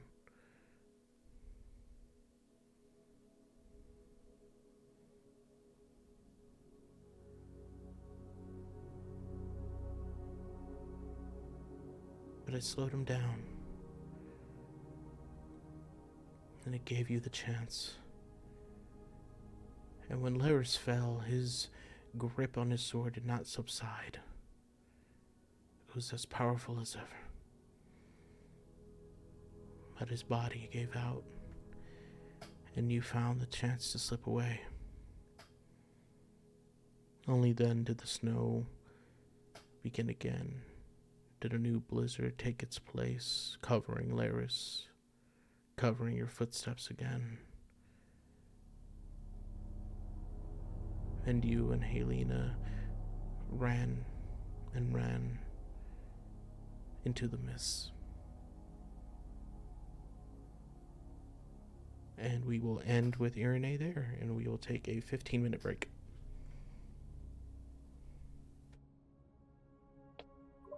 Whew. She forgot to take his head off. We gonna do that soon. That's awesome. Yeah, well played. Yeah, good job.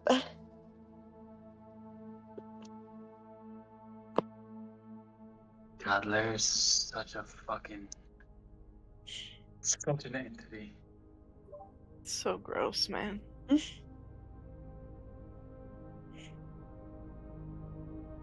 Having to crazy play- when, Having to play two sickos back to back is fucked up for my mental.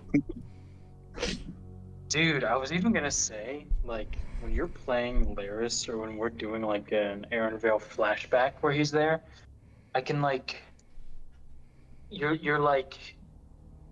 tone changes. Not like your speaking tone, of course that changes, but like just the way you say stuff out of character, like the descriptors and the meta stuff, even that changes for Laris. It is fucked up. Yeah. Yeah. It sets the tone perfectly, though. Yeah. That's how she got out? That's crazy. That's Oh. crazy. You know what? That whole story, I was thinking, God, why did Chef have to die? The one good thing in her life. That's crazy. Literally. That's, What about Rayfield? What about Rayfield, Mono? that's about crazy. Yeah. That's He crazy was- how you go He into also an. died. That's crazy how you go into another masquerade though. That's kind of crazy though. I Tough. was thinking about that. The swan mask is going to be on the table. I know for a God, fact. no.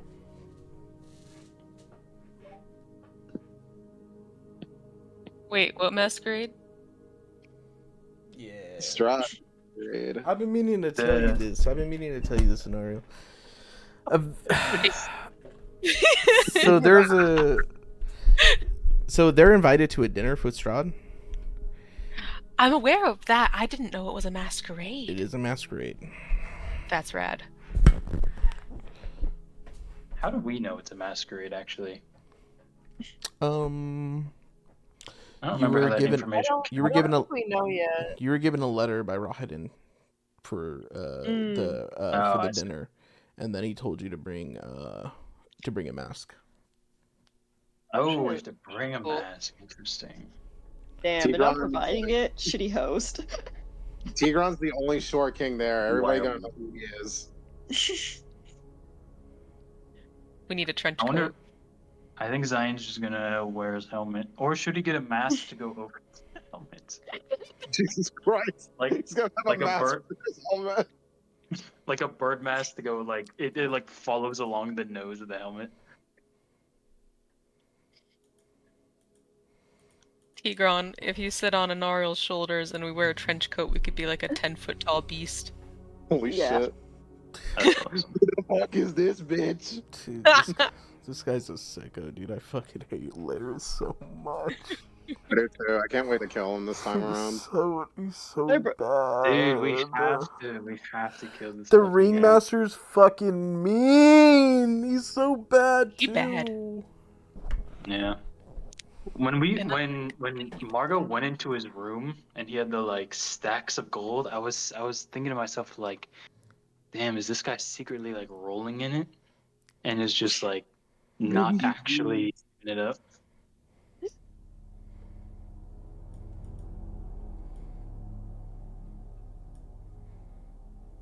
This made me emotional. This made me Aw. emotional for little baby. For little baby to taste freedom for the first time ever. So sad.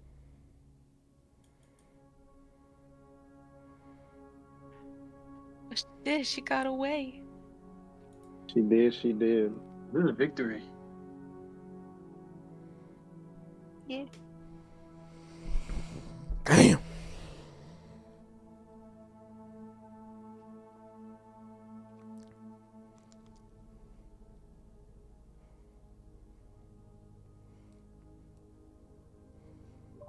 I gotta draw that. I gotta make it into a comic.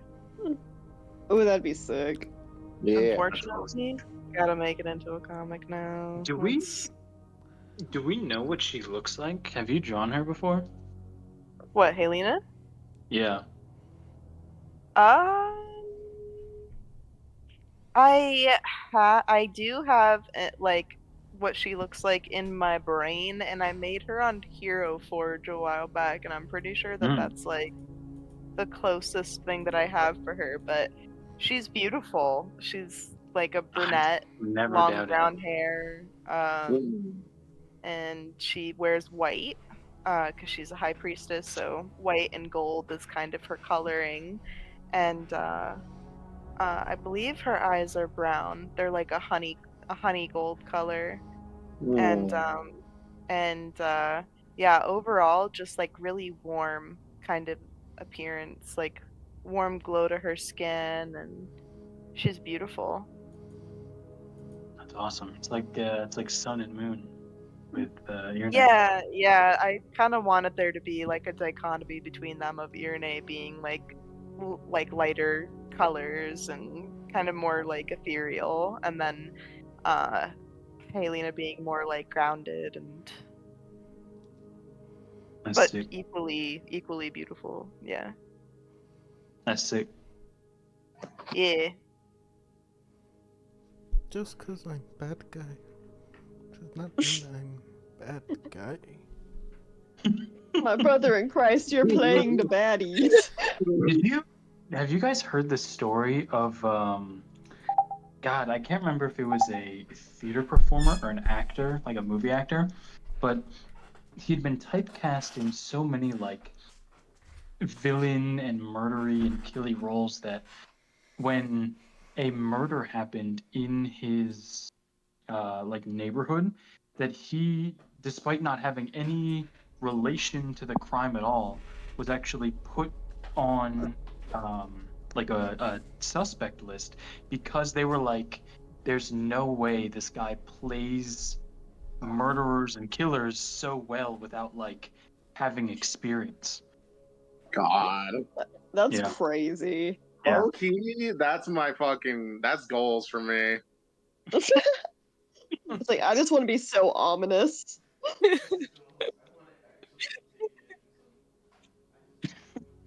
I want to be No, so I good in just- my roleplay, I'm taking it for questioning. Literally, I just want to like encapsulate characters that I make like so well. People just be like, who the fuck is he? Like, real ass. Like, nobody knows. Nobody knows. Maybe he was Tigran all along. My personality is just another D&D character. Can I ask you guys a question? Does the Ringmaster and Laris seem different enough? Yeah. Yep. Okay. Yeah. They don't seem similar at all beyond the. Different kinds of fucked up. Good. Yeah. Yeah. Agreed. Cool. They should like go on a date or something. I think they like that. Yeah. Yeah. Hilarious. Yeah. I don't know. Laris strikes me as the like hashtag Homophobe? super straight. Homophobe. Literally. Yeah. Literally. He's so straight that dating women is gay to him. It takes something that likes men. Whatever you say, homo. You don't like You're- women. You like Irene. Exactly. Exactly. I don't like women, bro. I like prizes. I like rewards. I like victories.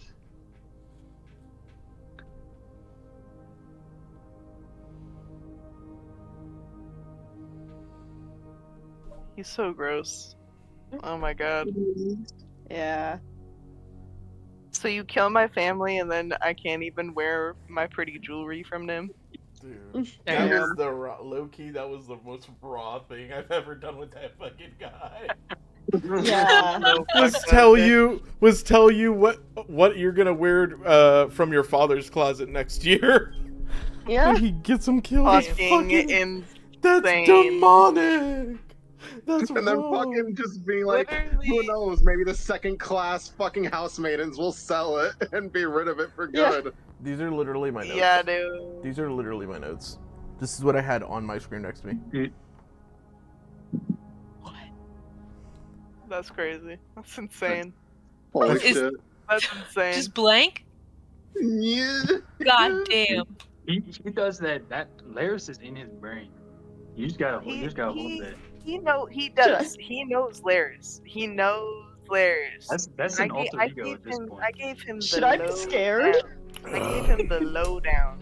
I just had him watch Fear with Marky Mark, and that was it. That's all he No, needed. I've been no, but it was funny because when she brought him up, I was like, kind of like, Fear, and she's like, exactly, and I'm like, dude, I know that guy.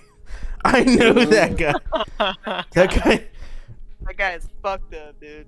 I went to school with that guy. That's perfect. It's That's so perfect bad. because that's a fucked up dude.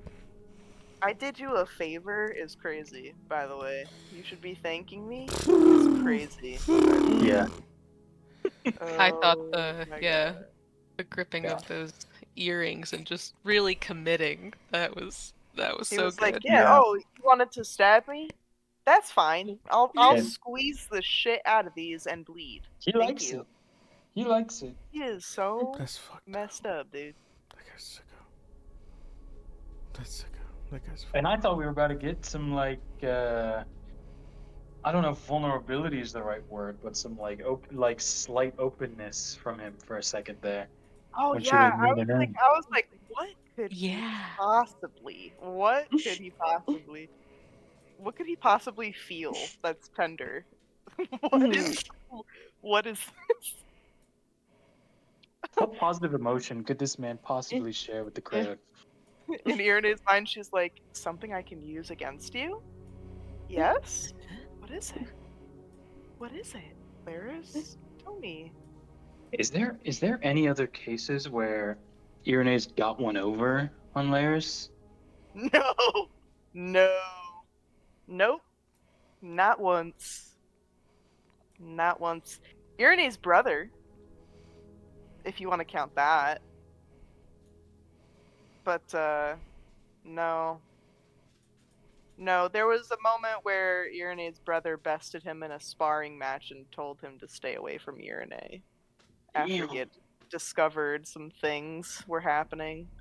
And, yeah, that's pretty much the only time ever. Okay, real quick, I'm gonna get Vivus some water, and then I'll be down for some Tigran shenanigans. I guess her getting away from him with the silly stuff. Maybe that counts as a part 2. Oh yeah. Mm. Oh yeah. We That now was know he's cool, weak but- to but- earthquakes. But he also killed fucking slaughtered Ismark in the process. Yeah. So that was not cool. Yeah. But Yeah, I mean he tried. He tried. Ismark's that still must have in there felt so somewhere. good for her to fight him. thousands. Ooh, that shit was fire. I can't even imagine how good that must have felt. We gotta find a way for Irene to get the final kill on old boy. We'll see. The final hit. We'll see. I just need you to bust out another 70 damage touch of death. Yeah, that was Yeah. that I was don't something. think you'd like that very much.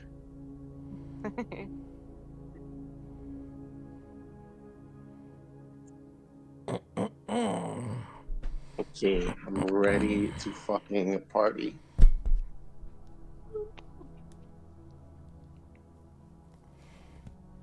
We now know he's weak to earthquakes. We can use this. Vulnerability to earth. put it on the makes it sheet. So hard. Put it on the sheet. Yeah. he's weak to ground type attacks. We know this now. Quick, what Pokemon types are vulnerable to ground types? Rock? What else? Or no, wait, that's Steel. Yeah, Fuck, I already fucked it up. It's already over. he is kind of steel type coded. Yeah, yeah. I would give him like he'd be stealing Iride's shit. I'd give Oh, him like electric? Fairy Steel. Mm. That's a good one. Oh, we should do Pokemon types for all our people. You already did it. What? This is true. What did I give for Zayn? Question? Steel fighting? Metal fighter, yeah.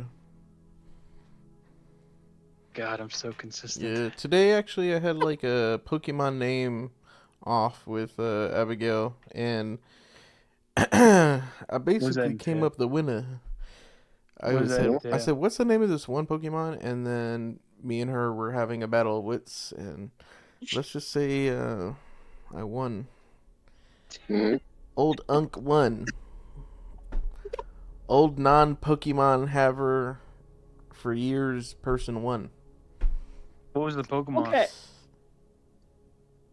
It was Omnanite? Ammonite. Omnite, yeah.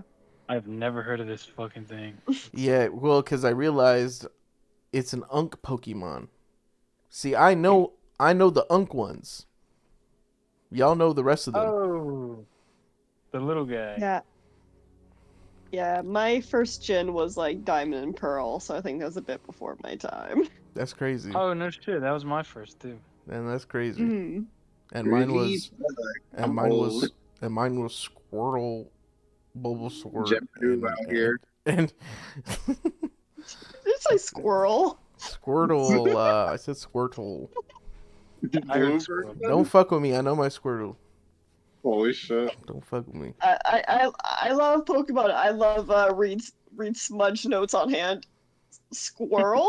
Okay, well you know that Pikachu's a squirrel, so like don't even play with me. I He's a love mouse. Sport, Shark, Oh, he's a Leaf. mouse. My Whoops. favorite three. Okay. Abby, who'd you start with in Diamond and Pearl? We're gonna start our game. We're gonna start our game. Game time. We're on a tight schedule.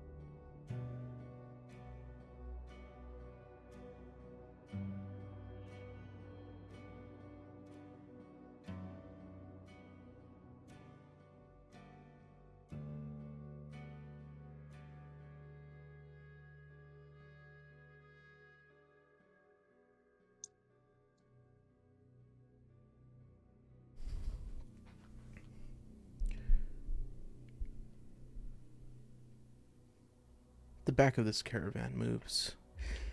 It's been in motion for a while, and while it hits the cobblestone floors with its wooden wheels and it shakes violently, now's the perfect time to go digging around where you shouldn't be digging. Who are we? What are we doing, Tigran? Tigran is currently... He's hanging off the underside of this carriage, as he's practiced before. his goal currently is to secure a hiding spot for all the valuables that he'll be stealing. And once he's raided all the carts, he is going to gather them all up and find a little area, maybe like a wooded area or something that will grant him some cover as he steals all of these belongings to sell them off and use the gold for whatever he needs.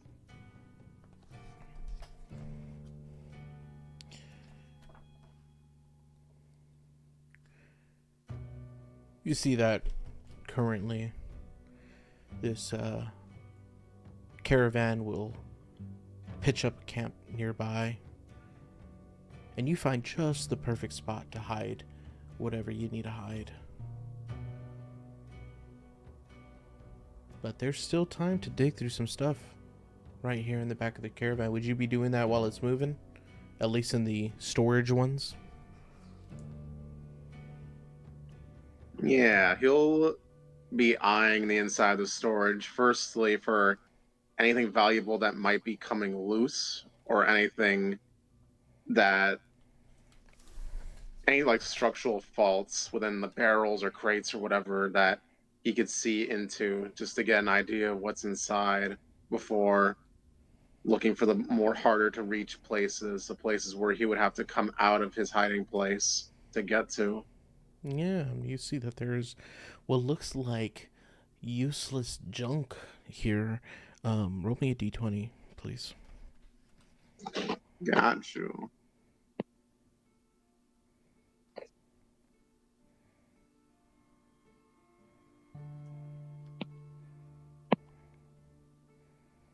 That is a nat 20. On a natural Oh, yeah. 20, on a natural 20, you find an exquisite handbell. The bell's striker while it moves, but it will not make contact with the sides of the bell. You find this peculiar, almost as though something is stopping it. I mean, and it makes you make sense that all of this stuff in here, all of it, is peculiarities, but only this one catches your eye.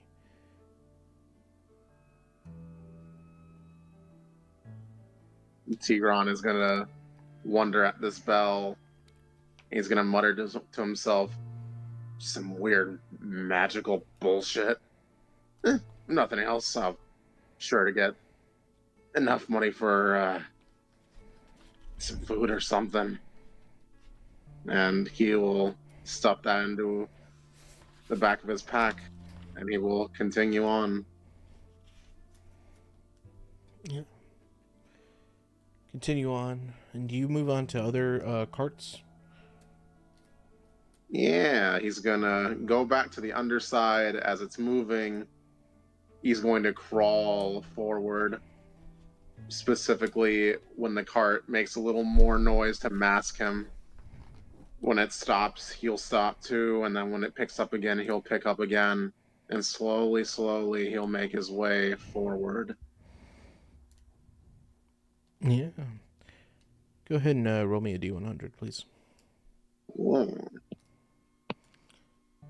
And if you're online, use a percent. I think it should have a d100 now, though. Yeah, it does. I got a 2.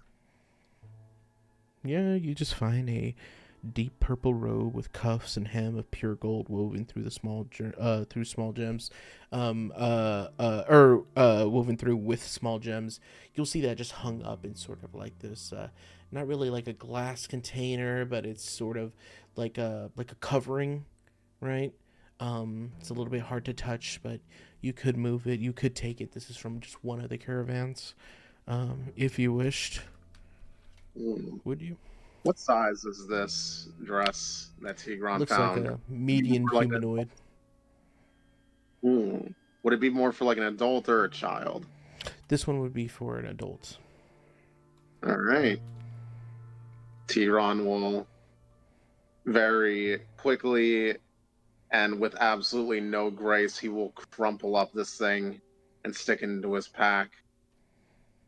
And he will feel again the disapproval from within him, from emanating from Cinder, and he'll roll his eyes and he'll say, "You are not about to give me a lesson on morals, not during a fucking job. Now shut it."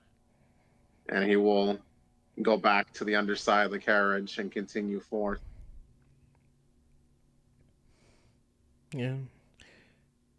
You move underneath a carriage, and then maybe underneath another one when you find the break in between. And underneath this carriage, you hear a rhythm, a sort of sing-song. Maybe the first time you've heard it. Bagman, bagman, hush, don't peep. Child continues its rhyme as you move past.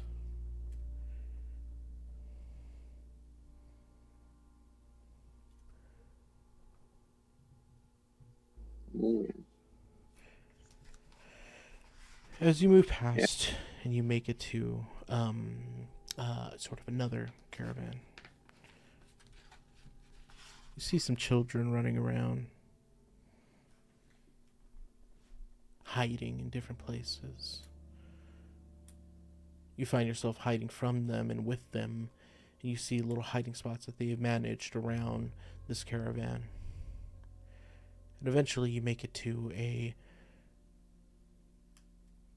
cargo-like caravan that has one large chest inside of it.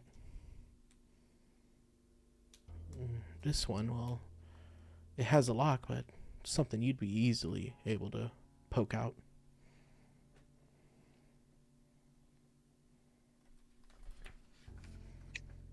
Tigran will roll his eyes a little and smirk and say, "Oh, it's a good thing there's no rows on this fucking caravan." And he is going to take his dagger and start working away. You work away and you pop the chest, and then there's almost nothing except for a lone card face down.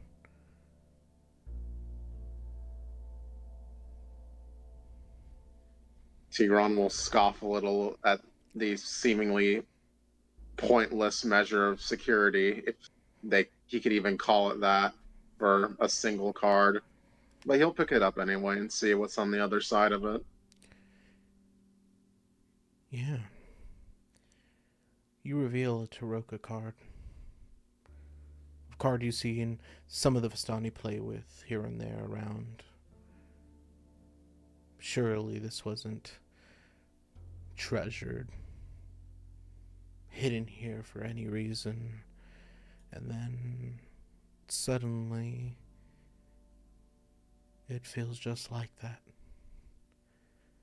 The card depicts and is labeled the Thief.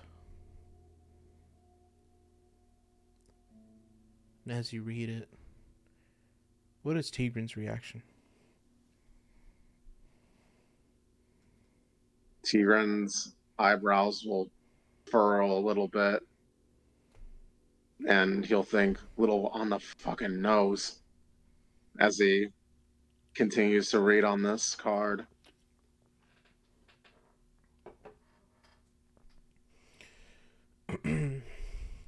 You see the thief now is not just a humanoid figure, seemingly stuffing their pockets with ill-gotten gains. But you see a kobold in a caravan staring at a card.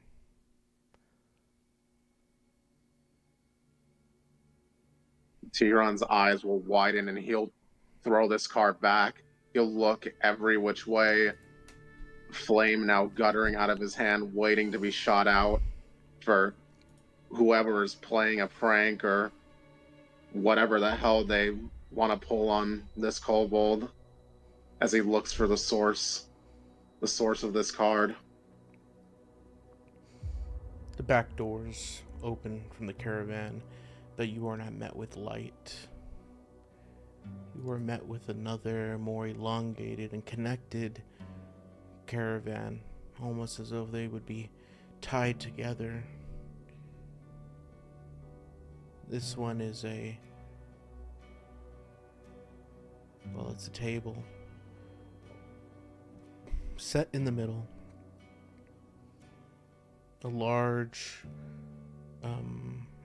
like purple covering, like square covering, covers this table, drapes over it just right. And in it, there's an empty space. The rest of the cards are face down. But one, and right in the middle, is the thief.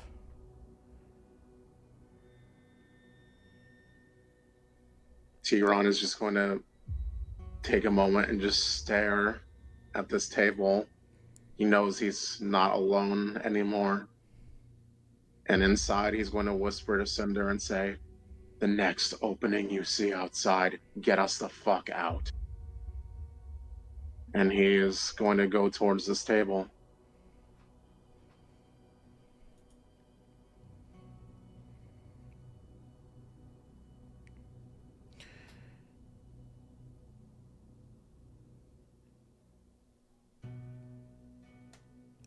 Little thief, you have been met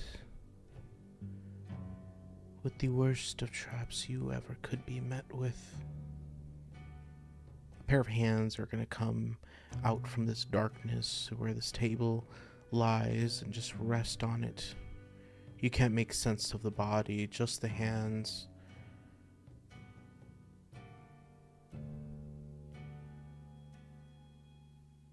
What would you reply?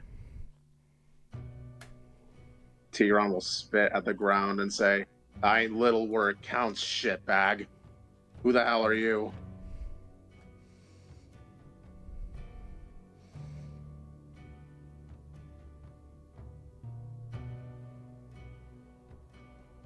I am the diviner.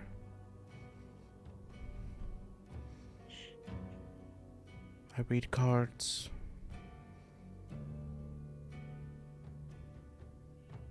And now you're in possession of one of my cards.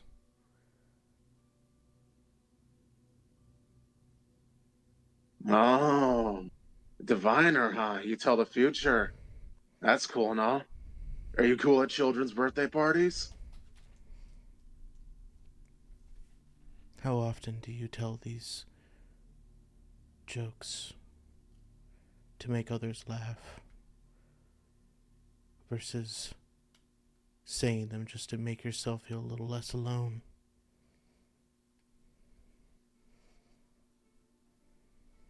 So you can tell the future and you can read minds.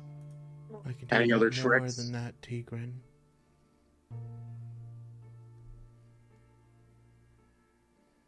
Tigran will narrow his eyes and he'll say, "Who are you really?" Nobody's heard that fucking name, not in a long time.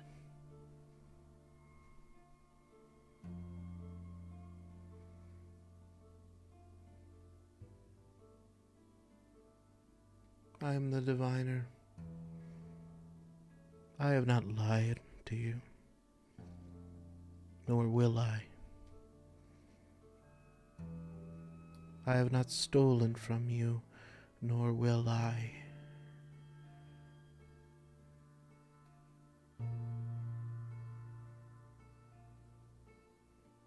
Would you like to leave here, Tigran?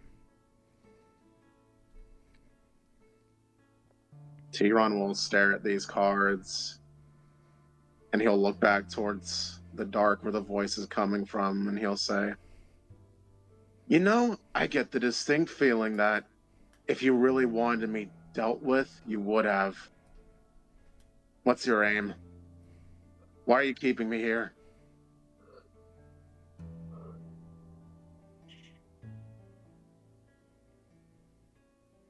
I'm interested in you.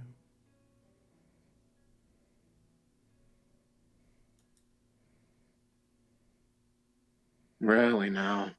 What, you don't get enough kobolds around your neck of the woods lately?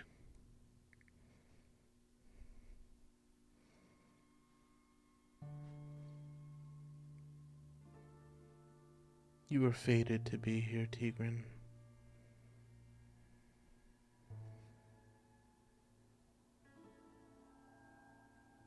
Tigran's gonna chuckle a little bit, and he'll say, now that is where you're wrong. Me and Fate, we kind of have a troubled relationship. I mean, if you know my name, you probably know a lot of other things, right? I was probably fated to die I don't know how many times, and here I am, still ripping breath out of this earth. But go ahead, please, tell me. Tell me what you know that I don't.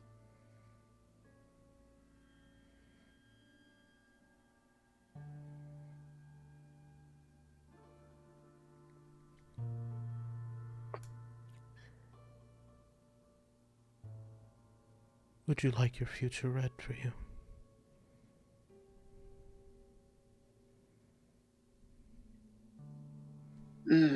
I wouldn't say really like, more like, feels like I don't have much of a choice. I mean, you could probably magic up a new place for me to escape from, maybe another table or something if I try to get out, so I'll play along, I guess. Tigran, you could leave whenever you like.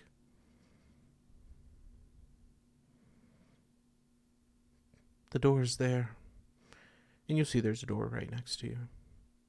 It leads right out of the caravan. You feel the air rushing from it.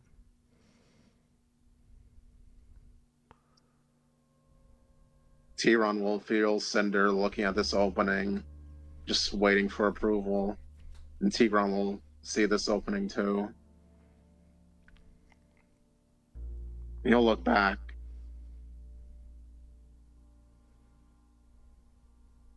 Fine. Fine.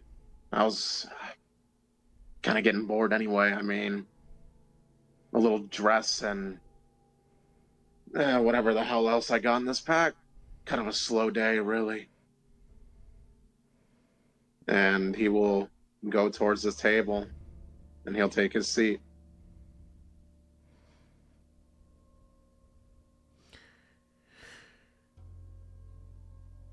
You take the seats.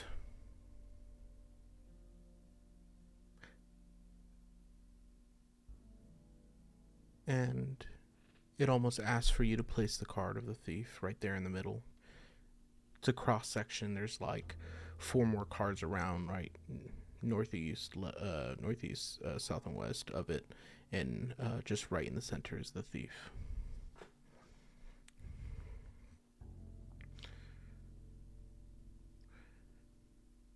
Yeah, Tigran will plop that card right down to the center.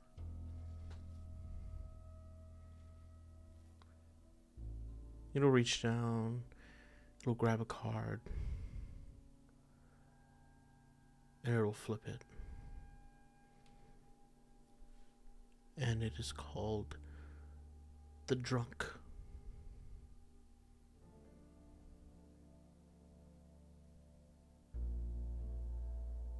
Is this your future, Tigran? Tigran will scoff and he'll say, that was somebody's future. Hell if it's mine. Look at the card, Tigran. And you'll see yourself. You'll see yourself drinking. Gluttonous bottles all around.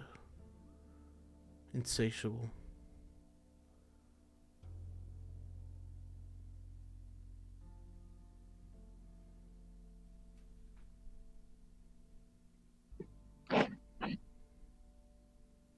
Tigran will stare at all these bottles littering around.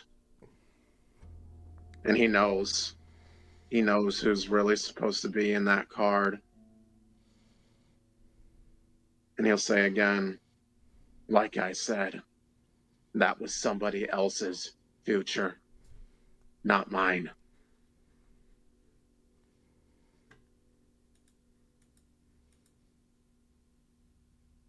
They will waft over the card, like kind of have their hand move over the card, and you'll see that it turns into someone else, someone more familiar to you, and then they'll flip another card.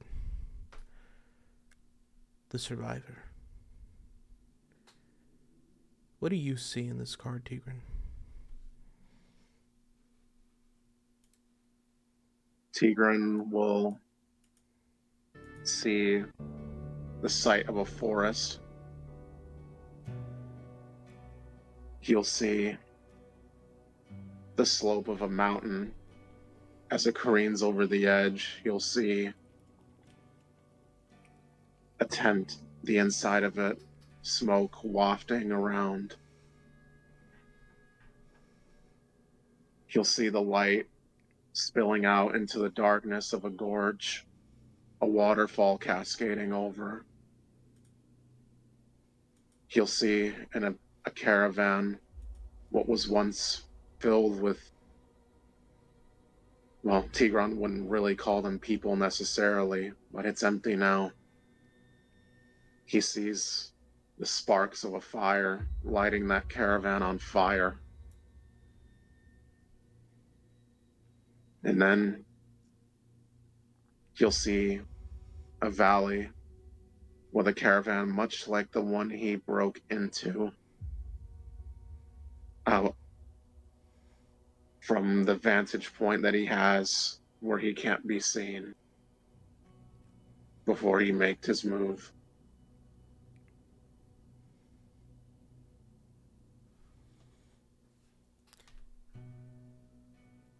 Is this your future, Tigran?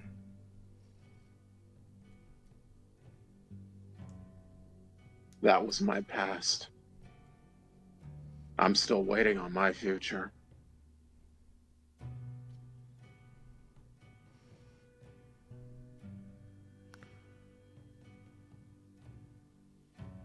His hands will pass over another card.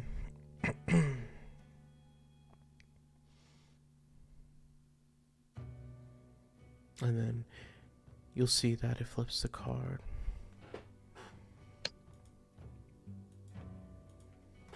And it'll show a card called the Fallen. What does Tigran see in that card?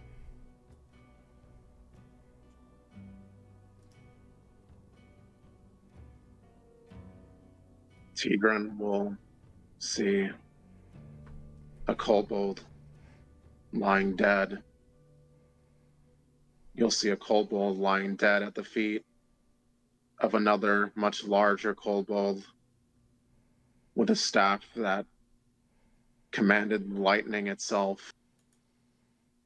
You'll see a dead kobold at the feet of a fat, pale-skinned, long, messily black-haired man with a woman chained by the neck at his side. You'll see a kobold dead at the bottom of a cliff. But at the top, another younger, scared kobold looking out from above. The harsh, strong winds freshly carrying this dead kobold off the cliffside. And you'll see that younger, scared kobold looks a lot like himself.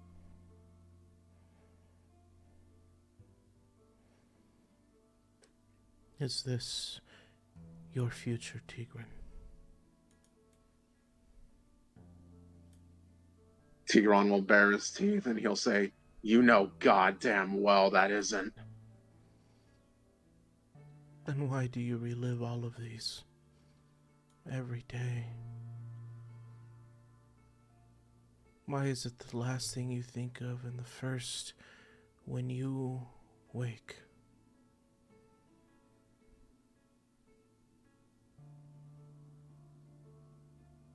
I don't know. maybe like it's like a bad rash. It just doesn't know when to get the fuck off of you.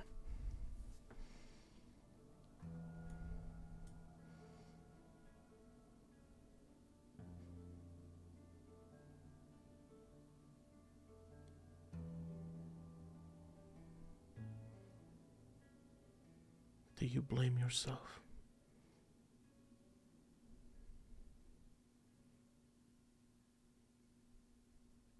I've blamed myself enough. Whatever I do from here now, it'll be my choice. Fate be damned.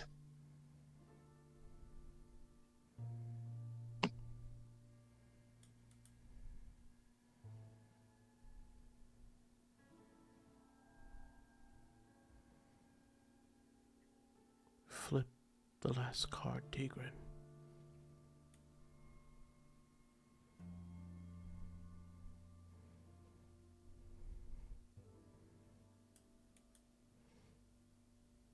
And when you flip this card, Tigran, tell me what the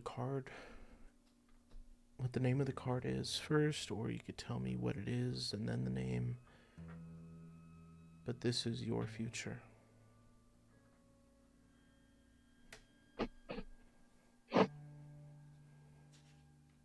Tigran will see fire, flames looking at a dark forest.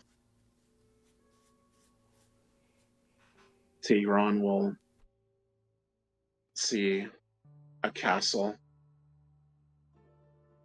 Tigran will see a city, but not unlike any city he's ever seen before. He'll see a city that has all of its parts that you would expect a city to have, but curiously, there will be a giant tree seeping out of it. Like the people of the city remembered what their roots were and tried to bring it back.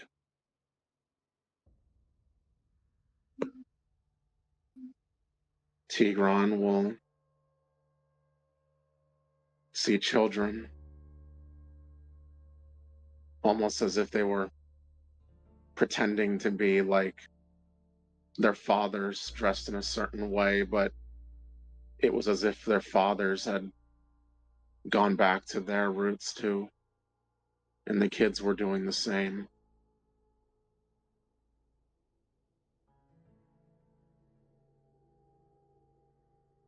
And Tigran will then lastly see the shadow of a kobold and the shadow of 4 other people. And at the bottom of the card, he will see the word Redeemer.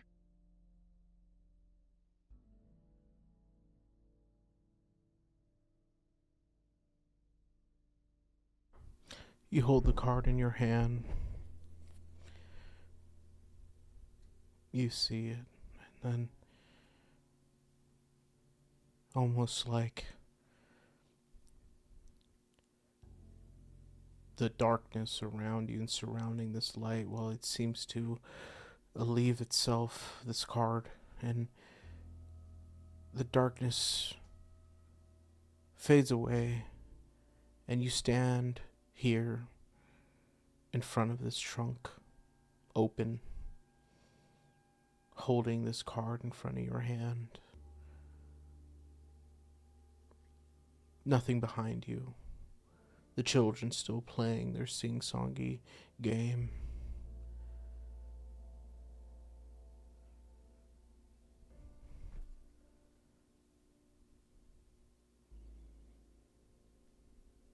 Tigran will look back into this chest, and if that card is still there, he'll pick it up again. And he'll look into it again.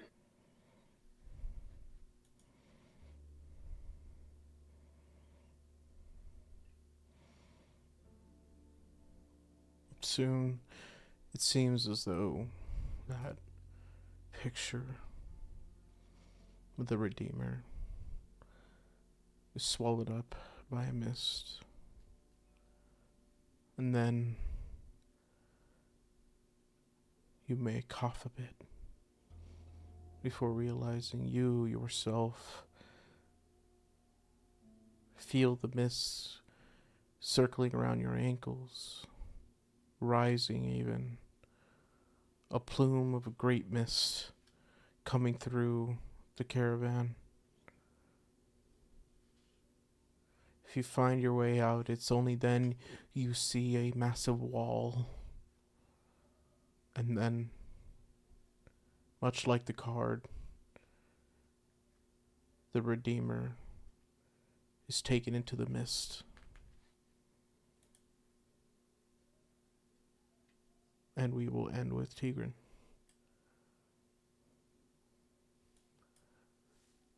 We'll take a 5-minute break.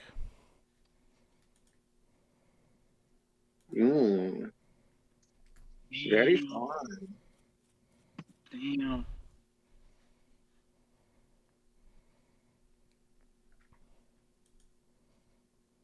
Very interesting, very interesting.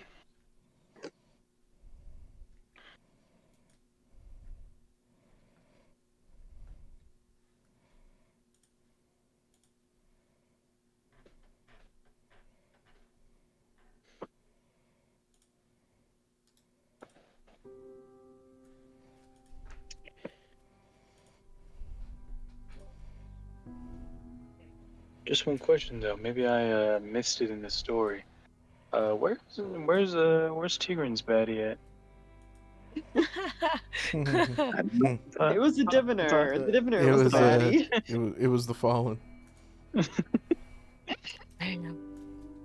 Thought we were following a through line here. No, it's awesome. Tigran is so real. He is so real. I love That's you. true. I love you. Going back to OG Tigran was fun. Now it's back to fucking freshly character arced Tigran.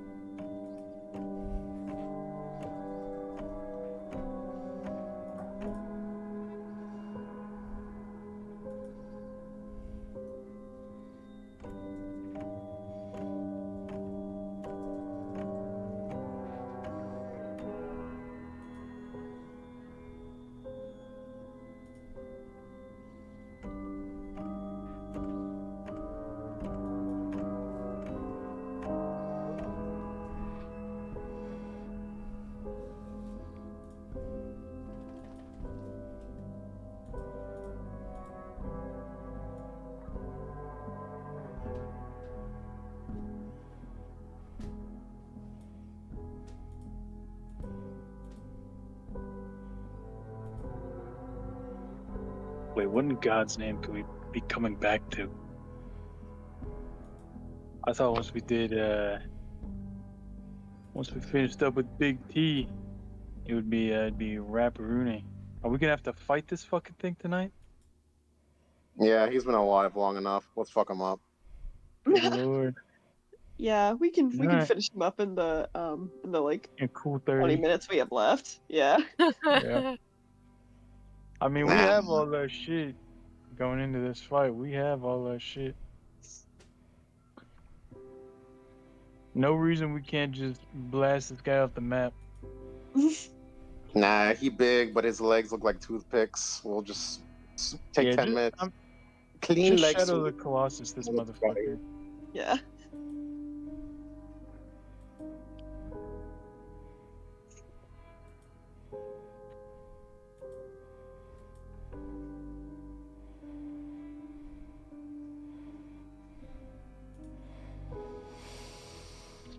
I wonder if this is like this Bagman part, this Bagman arc. I wonder if it's like Sword Art Online rules. Do you think if we like die in here, we like die in the real world?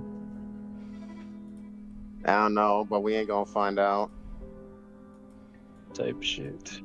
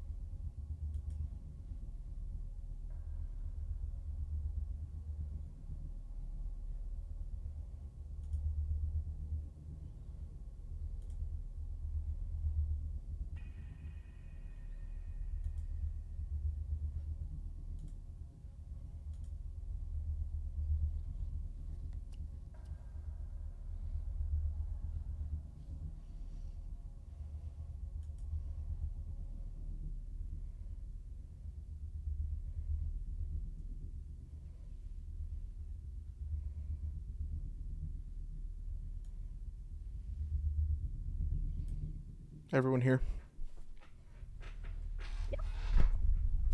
Yes, indeed. Yep. Yep.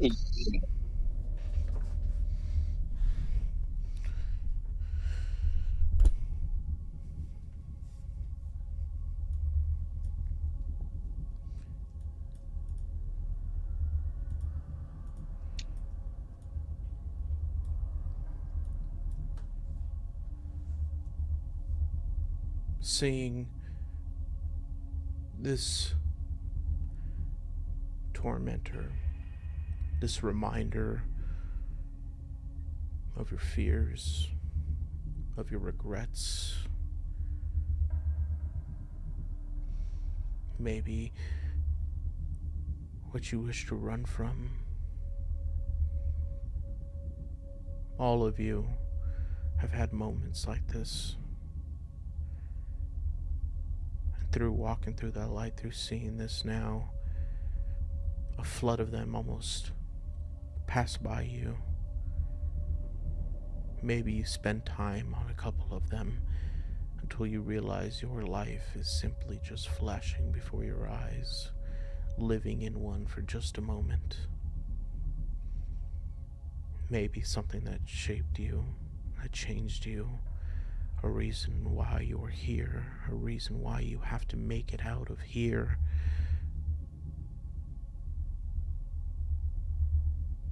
A reason to overcome.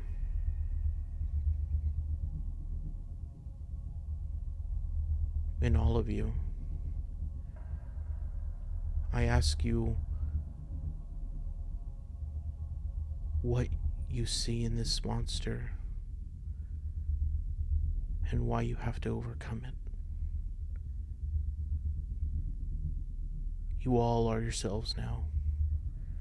Your memories are not washed from you.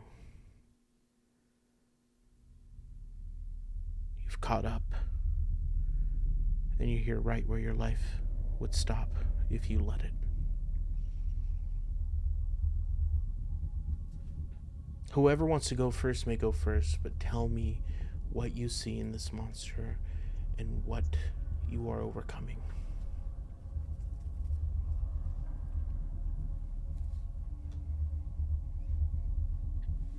I'll go first. Zain sees in the Bagman almost a mirror of himself. A failed version, a failed, defeated version of himself that never made it to the end, never had the story to tell, any glory that he won unspoken, any deeds that he did for others unfulfilled, any help or care or kindness given to him or spread to others silenced. It is a failed Zain. It is a version of himself that is almost impossible to bear within the mind. Duty lost, hope dashed. The idea that there really is truth in the fact that Dragon Knights just don't come home. He knows it. God, he's seen it. Growing up, he sees the scores of Dragon Knights leave every year on the day of dragoning. And every year, only a few return to meet those numbers. Of course, in his adventures, this would never seem to be him. How could it be? He has the wit, the strength, the knowledge, the know-how, the intention, the will. But faced with such a creature, faced with such a mirror, the reality is brutal, blinding. Dragon Knights don't go home. Not usually. Not often. Could he really be one of the lucky few? That's what he sees in the Bagman.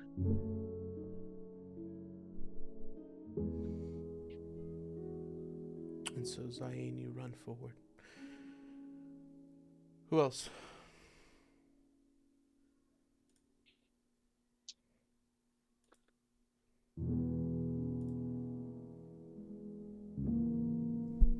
As Tigran looks at this monstrosity, he wants to say that it's just another wall for him to get over. Another play from fate, trying to finally put him in the ground once and for all the times that he's avoided him. But Tigran sees almost a likeness in the thing. What he knows now, it just looks like a tortured soul. And he supposes that if it needs its pain to end. There was no one else besides him and his friends that could do that for it. And so, a fire will spark and ignite in his hand. And he'll walk forward, seeing that the task will be done. And your steps match with Zain's at the same time. Anyone else?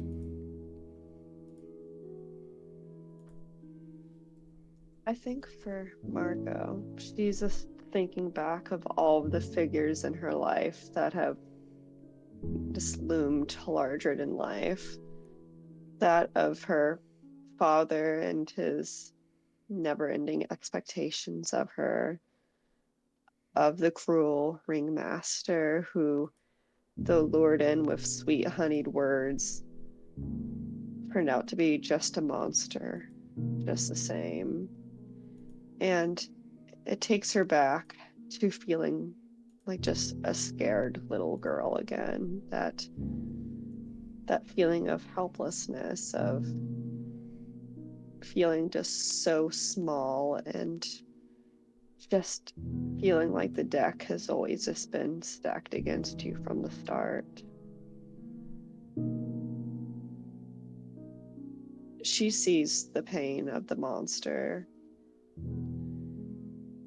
and thinking back when she was young and just trying to pass the time, just trying to think of just a friend to play with, something just to get her through just her own feelings of inadequacy. And even when growing up and just living at the carnival, just feeling like she had to shrink herself down, having to put her head down just for survival, and having to eventually just find the strength to confront what she fears most. And that the love and care that she has for her friends has always been the thing to spur her forward for those she cares about. And she's not going to let someone she cares about get hurt ever again. And your step matches with those before you. Anariel or Irene?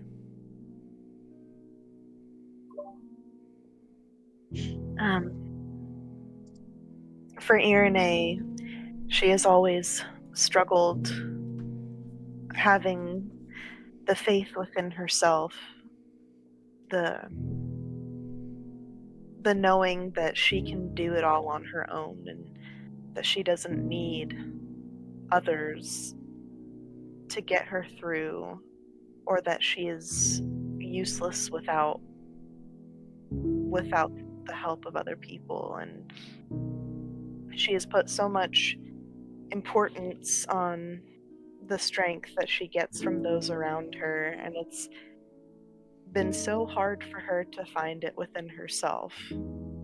And I think she would look ahead at the gargantuan creature before them, and then her eyes would focus on her friends running ahead of her. And in that moment, I think she would realize that she doesn't need others to fight for her, to win her battles, but she wants to fight alongside others, her friends. She wants to protect them. And I think that in this moment she would take care in following them into any fire. She would follow them anywhere. And then when she looks at this beast once more, she would just say to herself that this this is no different from any of those other times. This is just another mountain to climb, and she'll do it alongside of those that she cares about. And she'll run ahead after them.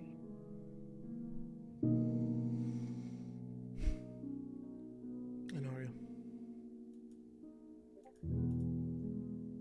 Inario looks at this monster towering menacingly over all of us, and she sees her own shortcomings. She sees her anger, her resentment, her pain, and her fear. She sees everything she's simultaneously trying to bury and overcome. She wants to look away, wants to be able to ignore it and hope it would go away. But she knows now that won't help her, or the friends who all chose to fight at her side. So she keeps looking forward, ready to overcome this next looming beast of many.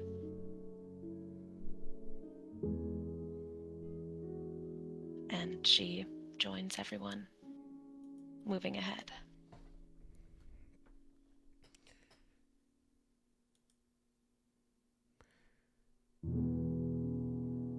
And you all rush towards this gargantuan fear, resentment, memory. And the closer you get,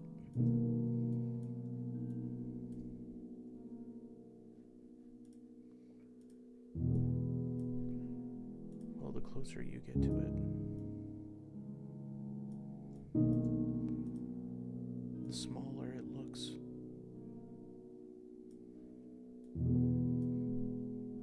And you get closer, running side by side,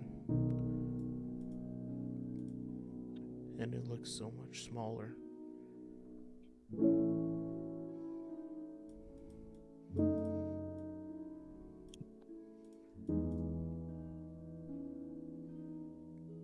But it doesn't want to let you go.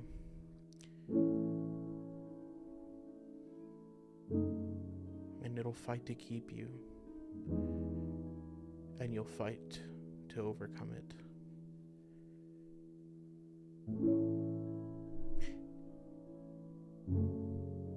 And we will end there.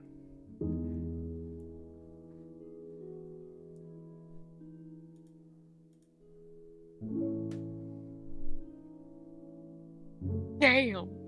Yep. Yeah. Damn! Really beautiful session you put together. Damn! Bro, how the fuck am I supposed to wait till Sunday for this shit? On a random Tuesday.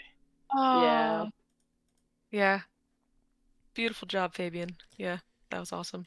Thank you. Yeah, whose idea was this? That's crazy. Dude. That's crazy, man. That really came through. That's crazy.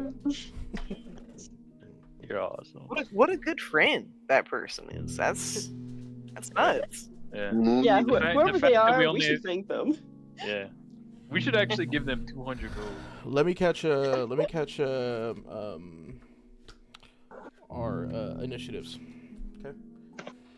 Cool. Alright. Everyone roll. Hold it. And then let me get everyone hold on to them for a second. I'm gonna ask you for them. Who got between 25 and 30? All right. Who got between 20 and 25? This fucking Oh wait, thing. I got 21. Okay. Yeah, I Cool. haven't One. rolled yet. My screen lagged. I'll get 21. I got 20. Perfect. All right. And Ariel. Why All right, is this- who got between 15 and 20? Zion got a 16.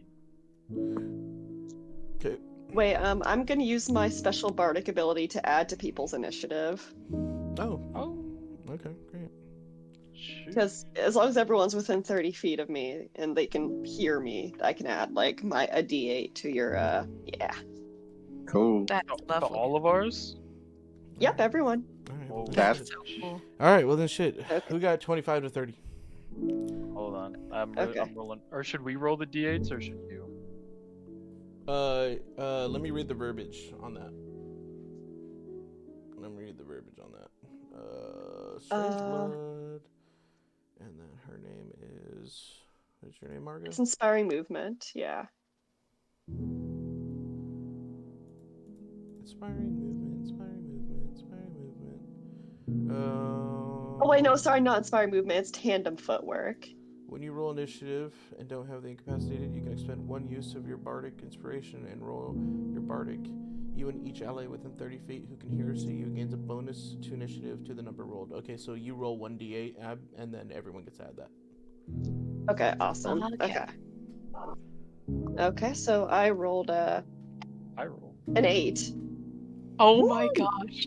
Oh yeah, hell yeah. Okay, so in Arnold got a 29. I'm sitting at 29. Holy fuck. Holy shit. That's awesome. Oh my goodness. That is Zion's awesome. sitting at 24. Zion's 24. Okay. Margo with her new rolls at 21. It came from like a 13 to a 21. It's crazy. Fuck yeah. Margo's 21. All right, anybody between 15 and 20? 19. Tigran got a 16. Okay. Irene, 19. Tigran, 16. Wonderful. Bagman is not even getting around. Wonderful.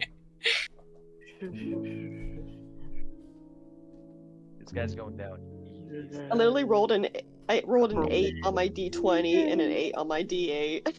Awesome. That's awesome.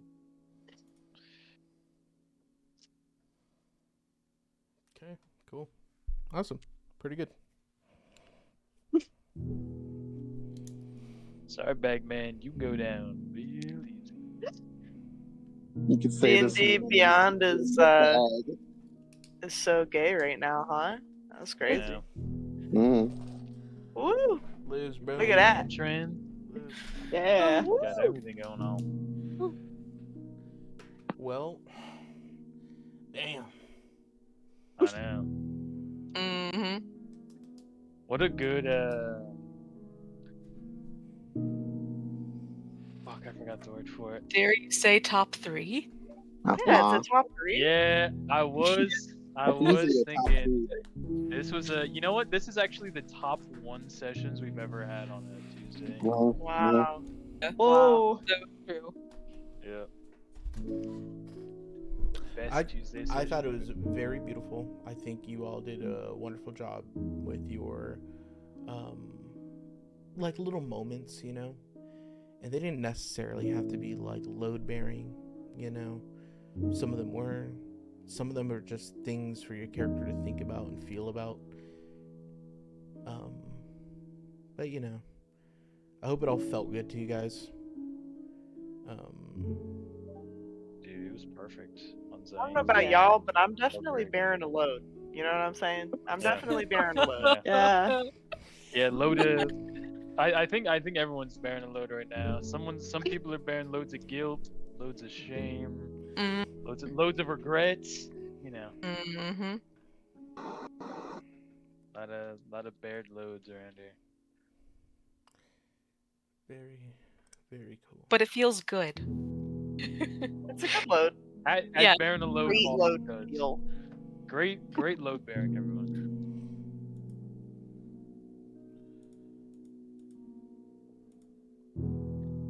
Should I play the Alright, should I play the battle Same music? time tomorrow. yeah. Yeah. It gives a little taste.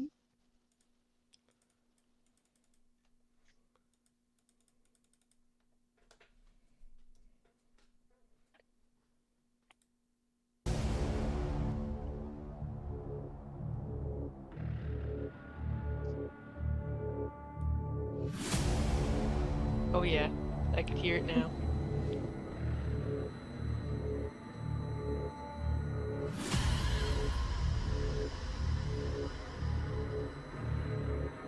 Perfect.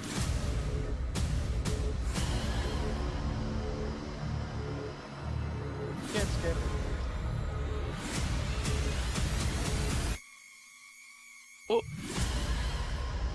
Damn.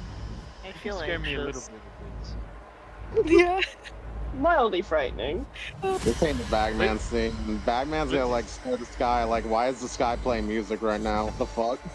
Listen, after Warp Beyond Recognition, I'm inoculated to all like horror soundtracks. Mhm. After what Muriel did to us, I'm fucking safe from anything. What did Miriam y'all- do? She didn't do Can nothing to you play that nobody. for them, Fabian? Can you play that for them? Because that is fucked up. Here's what Abby and I had to listen to for actually like 90 minutes straight.